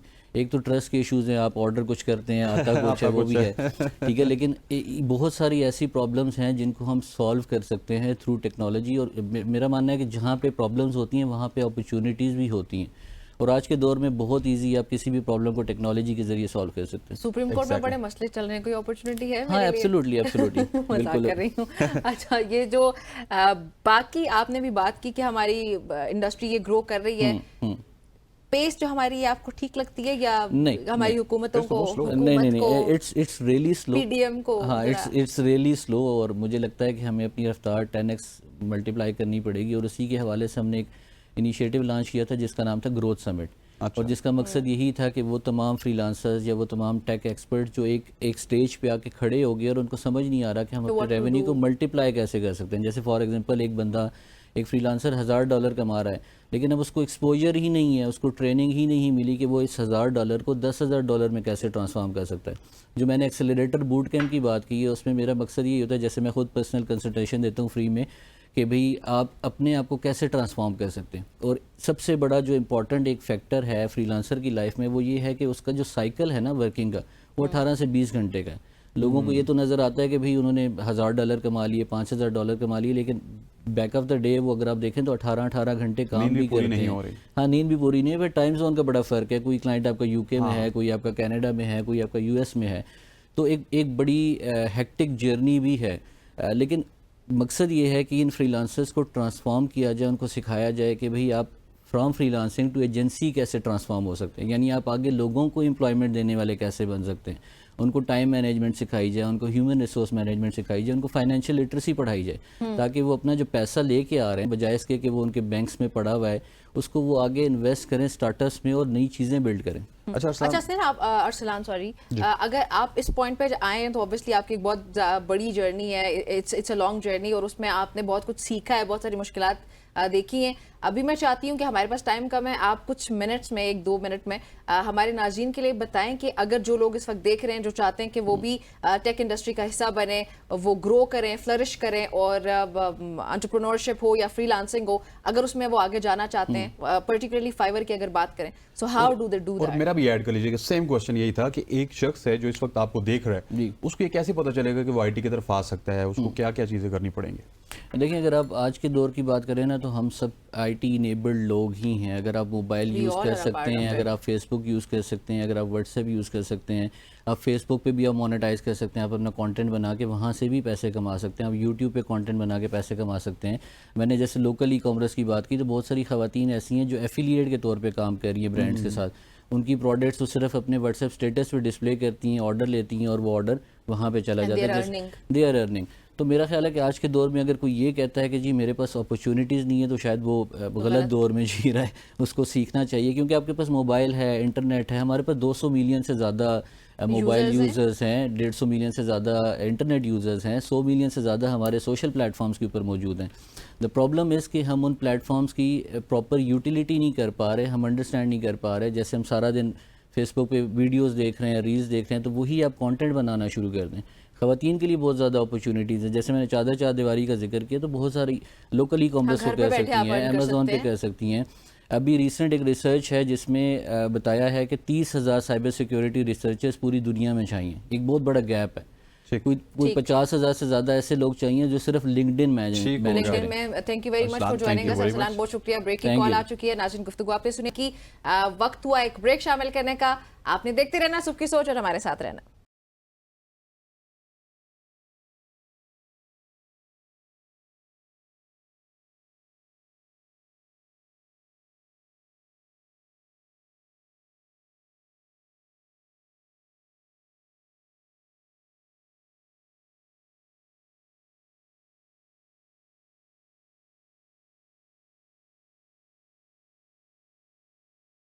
Welcome back to show. और मौसम गर्मा की आमद के बाद किस चीज़ का इंतजार आपको रहता है निमरा? वाटरमेलन का, और कुछ मौसमी फल का, कुछ को मैंगोज खाने का पसंद जो है वो खाना बहुत ज़्यादा पसंद है। पाकिस्तान की जिस तरह अवामी कार मेहरान है, तो इसी तरह अवामी फ्रूट मैंगो है। मौसम गर्मा की आमद के साथ ही हम में से अक्सर अफराद को बस इस बात का इंतजार रहता है कि मीठे और रसीले आम कब दस्तयाब होंगे। लेकिन आज हम जानेंगे कि आम और चेरी किस तरह हमारी सेहत के लिए फ़ायदेमंद हैं, और इसके अलावा जो आर्टिफिशियल एनर्जी ड्रिंक्स हैं, निम्रा, इनके हवाले से बात करना बहुत मुज़र सेहत है। हाँ, ये तो होते ही हैं। डॉक्टर अनीसा सोहेल हमें ज्वाइन कर रही हैं इस टॉपिक पे। अनीसा, अस्सलाम वालेकुम। अनीसा, ये जो हम बात करें ना अभी कि मौसमी फल आता है, फिर ऑब्वियसली हम लोग फ्रेश जूसेस की तरफ जाते हैं या शेक्स की तरफ जाते हैं, लेकिन कुछ तबका ऐसा भी होता है जो भाग भाग के एनर्जी ड्रिंक्स की तरफ जा रहा होता है। सो उनका मौसमी फलों का फायदा ना उठाना और एनर्जी ड्रिंक्स की तरफ जाना उन्हीं लोगों के लिए कितना, प्लीज सबसे पहले ये बताएं। ये बहुत अच्छा सवाल है, क्योंकि आपने एनर्जी ड्रिंक्स के नुकसानात को फूड्स के जूसेस वगैरह के फवाद के साथ उसको लिंक कर दिया है कि अगर अल्लाह ताला ने एक जगह पे हमें, अल्लाह ताला ने बड़ा अच्छा ऑल्टरनेट दिया हुआ है एक मैन मेड ड्रिंक की कंपैरिजन में। तो अगर हम एनर्जी ड्रिंक्स की बात करें तो उनके काफी सारे नुकसानात हैं, जिनमें से चंद पे मैं बात करूंगी जो सबसे ज्यादा हाईलाइट होते हैं। कैफीन उसमें बहुत ज्यादा होती है। एक 16 आउंस के कैन में तकरीबन 150 टू 250 ग्राम्स मिलीग्राम कैफीन हो सकती है, जबकि एक एफडीए से अप्रूव्ड ड्रिंक जो होगी, एफडीए से अप्रूव्ड जो एनर्जी ड्रिंक होगी, उसमें सेफ लेवल्स ऑफ कैफीन होते हैं जो कि तकरीबन 12 ग्राम होते हैं या 25 ग्राम, ये उसकी रेंज होती है। तो आप इसका डिफरेंस देख सकते हैं कि कितना ज्यादा डिफरेंस होता है। अब जब आप इतना ज्यादा बल्क में और अनीसा, आपको इंटरप्ट कर रही हूँ माजरत के साथ, क्योंकि बात यहीं पे बनती है। बहुत सारे लोगों को पता ही नहीं होगा कि अप्रूव्ड कौन सी ड्रिंक है कौन सी नहीं है, तो ज्यादातर लोग कुछ भी उठा कर पी लेंगे, which definitely is going to be harmful for them. बिल्कुल, ये एक जनरल चीज मैं बात कर रही हूँ कि हर एनर्जी ड्रिंक में इतने ही अमाउंट ऑफ कैफीन पाया जाता है। तकरीबन 6 से 12 टेबल स्पून शुगर पाई जाती है एक नॉर्मल एनर्जी ड्रिंक के कैन में। ऑल्दो एनर्जी ड्रिंक्स बहुत सारे क्लेम करते हैं कि वो शुगर फ्री हैं या वो जीरो शुगर हैं, लेकिन उसके बरक्स उसमें फिर स्वीटनर का इस्तेमाल होता है। और बहुत रिसेंटली WHO ने ये बताया है और स्टडीज के थ्रू बताया है कि एस्पार्टेम जो एक स्वीटनर है जो कि अक्सर इस्तेमाल होता है एनर्जी ड्रिंक्स में, उसकी एक खास तादाद जो है वो कैंसर कॉजिंग है। और जहाँ पे फिर हम कैंसर कॉजिंग की बात करते हैं, वहीं पे मैं बात करना चाहूंगी हमारे जो फ्रूट्स में, हम आज चेरीज की बात कर रहे हैं और मैंगोज की बात कर रहे हैं, तो इन फ्रूट्स में खास तौर पे चेरीज में अल्लाह ताला ने एक कंपाउंड रखा होता है, उसका नाम होता है एंथोसायानिन। तो तमाम जो पर्पल कलर के फ्रूट्स होते हैं जैसे जामन है या फालसे हैं या जो चेरीज हैं, इनमें ये एंथोसायानिन होते हैं और ये एंटी कैंसरस होते हैं। अच्छा, और वैसे पर्पल कलर वैसे ही आपको इतना अट्रैक्टिव लगता है? मुझे समझ नहीं आती कि लोग उन कलर से अट्रैक्ट होकर उनकी तरफ क्यों नहीं जाते, बजाय इसके आर्टिफिशियल चीजों की तरफ भागते हैं। खैर आप बताएं, कंटिन्यू कीजिए। बिल्कुल, क्योंकि आप वैसे जाएं आप अगर फ्रूट मार्केट में या रेडियो वगैरह पे, तो ऐसा लगता है जैसे अल्लाह ताला ने पूरी रेनबो हमारे लिए रखी हुई है खाने के लिए। हर कलर का फ्रूट मौजूद है, बल्कि ये कॉन्सेप्ट भी है न्यूट्रिशनल साइंसेज में, ईटिंग अ रेनबो, जो कि जिसको खास फ्रूट और वेजिटेबल से लिंक किया जाता है, क्योंकि हर जो फ्रूट है जिस जो मुख्तलिफ कलर होता है, येलो है या पर्पल है या रेड है, जैसे रेड कलर की चीजों में लाइकोपीन होता है, पर्पल में एंथोसायानिन होता है, येलो में बीटा कैरोटीनॉइड्स होते हैं। तो ये जो कंपाउंड्स हैं ये एंटी कैंसरस होते हैं, बॉडी में ऑक्सीडेटिव स्ट्रेस को या जो लेटर एज में जाके जो कॉज होता है जिस्म में सोजिश का, इन्फ्लेमेशन का, जिसकी वजह से फिर बाकी कोलेस्ट्रॉल और बहुत सारी मर्ज होते हैं, तो ये जो फ्रूट्स हैं ये उससे रोकते हैं। अच्छा तो नफीसा, मुझे एक पॉइंट के ऊपर आपकी क्लैरिफिकेशन चाहिए, क्योंकि बहुत सारी माएँ इस वक्त हमें देख रही होंगी टीवी स्क्रीन के सामने, समेत हमारी माओं के, जी हाँ, जो हमारे बच्चे हैं, जो छोटे छोटे बच्चे होते हैं 10 साल के 11 साल के, उनको एनर्जी ड्रिंक्स बहुत ज़्यादा पसंद है, वो तो उनके अलावा खाना ही नहीं खाते।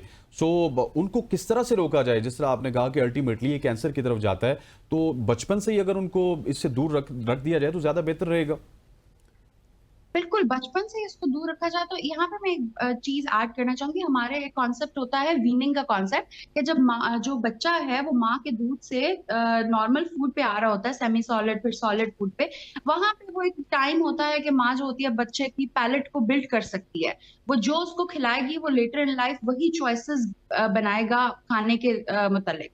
तो वो एक टाइम पीरियड होता है जब आप कंट्रोल कर सकते हैं। और फिर जूसेस हैं, मिल्क शेक्स हैं, क्योंकि बच्चे तो डायबिटिक नहीं होते, बच्चों को तो वो सारी बीमारियां नहीं होती कि हमने देखना है कि शुगर जूसेस नहीं पिए, फ्रूट जूसेस, के आपकी ब्लड में शुगर स्पाइक आएगा। बच्चों को ऐसा कुछ नहीं होता, तो बच्चे ये सारी चीजें कंज्यूम कर सकते हैं। और फिर बड़े अगर ये सब कंज्यूम करते हैं बच्चों के सामने, तो वो उनकी बिहेवियरल लर्निंग होती है, वो देख देख के पिक करते हैं उनकी अपनी जो उनकी चॉइसेस होती हैं, उन्होंने जिंदगी में जो कुछ करना है। तो और दूसरा आपने ये बोला कि एनर्जी ड्रिंक्स कैंसर का वो डायरेक्ट कॉजेशन लिंक नहीं है, लेकिन इवेंचुअली वो स्वीटनर उसकी तरफ लेके जा सकते हैं अगर ज्यादा अमाउंट में दिया जाए। ठीक हो गया। अच्छा अनीसा, हमारे साथ एक कॉलर भी है, वो आपसे कोई सवाल पूछना चाह रही है। अनम नाम उनका, कराची से। अनम, अस्सलाम वालेकुम, वेलकम टू द शो, सवाल पूछिएगा। वालेकुम अस्सलाम। मुझे पूछना था कि जो हम मैंगो का जो सीजन होता है, हम इतने शौक से मैंगो खाते हैं, मगर ये कहते हैं कि चीज के साथ हमें दूध पीना चाहिए, क्योंकि उसकी वजह से जो दाने निकल आते हैं, तो उसका क्या है, ये मिथ है या इसके पीछे क्या बात है? आप मुझे इसके बारे में बहुत ही अच्छा सवाल है अनीसा, अनीसा कि आम के साथ हम जब आम खाते हैं तो उसके बाद दूध या फिर कच्ची लस्सी दूध के साथ थोड़ा सा पानी मिक्स करके और हल्का सा नमक डाल के वो लाजमी जी, उसके बाद नहीं तो आपको प्रॉब्लम्स हो जाएंगी। ये कोई मिथ है या ये साइंटिफिकली भी प्रूव है? साइंसेस में खानों की जो गर्म और ठंडी तासीर है इसका कॉन्सेप्ट नहीं होता। उसमें न्यूट्रिशनल साइंसेस में थर्मोजेनेसिस का कॉन्सेप्ट होता है जनरली स्पीकिंग। तो ये हिकमत के इल्म में चीज हो सकती है या आयुर्वेदा में चीज हो सकती है, एक चीज की तासीर हदीस में भी आता है कि एक हदीस है जो मुझे अभी करेक्टली याद नहीं आ रही, लेकिन उसमें फ्रूट है और उसके बाद उसका खजूर है या उसके बाद आप कोई ठंडी चीज लें तो उसका बैलेंस हो जाता है। तो ये जो तासीर का कॉन्सेप्ट है ये न्यूट्रिशनल साइंसेस में नहीं है, तो उसके एतबार से तो मैं कुछ नहीं कह सकती। लेकिन ये है आम कि खाना कितना मुफीद है, ये पूरे पाकिस्तान इस वक्त आपको सुन रहे हैं, उसको बता दें। आम में विटामिन सी की तादाद बहुत ज्यादा अनीसा, लेकिन फिर भी I will come back to her question कि आप फिर लाजमी नहीं है मतलब दूध वगैरह पीना, क्योंकि ऐसी कोई बात नहीं है, राइट? नहीं, लाजमी नहीं है। ठीक हो गया, वो अनम को आई एम श्योर कि उनको जवाब मिल गया होगा। लेकिन ये आम के हवाले से बताइएगा। मैं एक चीज जरूर कहना चाहूंगी कि आम अगर आप खा रहे हैं और अगर आप डायबिटिक पेशेंट हैं तो या फिर अगर आपकी फैमिली में डायबिटीज है और अगर 20-21 साल का लड़का या लड़की आम खा रहे हैं और उनकी फैमिली में डायबिटीज है तो उनको ध्यान रखना पड़ेगा इसकी कंजम्पशन के हिसाब से, इसकी कंजम्पशन को लेके, क्योंकि ये ग्लाइसेमिक इंडेक्स में बहुत ज्यादा होता है, जिसका मतलब ये है कि आप इसको कंज्यूम करते हैं तो आपके ब्लड में शुगर का स्पाइक बहुत जल्दी आता है इससे। तो आपने फिर एक सर्टेन क्वांटिटी में इस्तेमाल करना है आम। अगर जो फॉर एग्जांपल अगर डायबिटिक पेशेंट तो हाफ कप से ज्यादा इसका इस्तेमाल ना करें। उसके अलावा फिर इसमें फ्लेवोनॉइड्स बहुत सारे होते हैं, वो केमिकल कंपाउंड्स के नाम है, मैं इसमें से ले नहीं सकती क्योंकि ऐसे समझ नहीं आएगा, लेकिन वो जनरल ग्रुप है बायोएक्टिव कंपाउंड्स का जिसको फ्लेवोनॉइड्स बोलते हैं, फाइटोकेमिकल्स बोलते हैं। उसके फिर बहुत सारे फवायद है, इसमें विटामिन बी कॉम्प्लेक्स का बहुत बड़ी अच्छी अमाउंट में वो तादाद में विटामिन बी कॉम्प्लेक्स मौजूद है। इसके अलावा इसमें पोटेशियम है, मैग्नीशियम है। तो ये जो हमारे गर्मियों में डिहाइड्रेशन हो जाती है जिसमें वाटर की कमी होती है और फिर इलेक्ट्रोलाइट्स की कमी होती है, तो ये जो फ्रूट्स हैं सारे इंक्लूडिंग मैंगो, इनसे वो इलेक्ट्रोलाइट की जो डेफिशिएंसी है वो बड़ी अच्छी कवर हो जाती है। ये एक बहुत बड़ा इसका फायदा है। Thank you very much. Anisa Sohail हमारे साथ मौजूद थी जो कि हमें डिफरेंट फल हैं, फ्रूट हैं, उनकी अफादियत बता रही थी। निमरा, आम की अफादियत भी उन्होंने बता दी, आपने भी खाना है, और वाटरमेलन के हवाले से हम बात नहीं कर सके। वो नेक्स्ट टॉपिक पे प्लीज उसके बारे में बात भी जरूर करनी है। अच्छा, मुझे सबसे बड़ा दुख वैसे हसनैन आपको पता है ये होता है कि वाटरमेलन का जो इसका टाइम होता है बड़ा कम होता है, एक आध महीने के लिए आता है, उसके बाद भी वो खत्म हो जाता है। That's my favourite fruit. हाँ लाल है, माल है, वो बड़े कम अरसे के लिए होता है। खैर जी, आगे बढ़ते हैं। ये थी हमारी आज की सबकी सोच। उम्मीद है आप सबको पसंद आई होगी। आप सबने अपना और अपनों का बहुत ख्याल रखना है। हसनैन आपने भी अपना ख्याल रखना है, और चलते हैं जी, मुलाकात होती है आपसे इंशाल्लाह कल। अल्लाह हाफिज।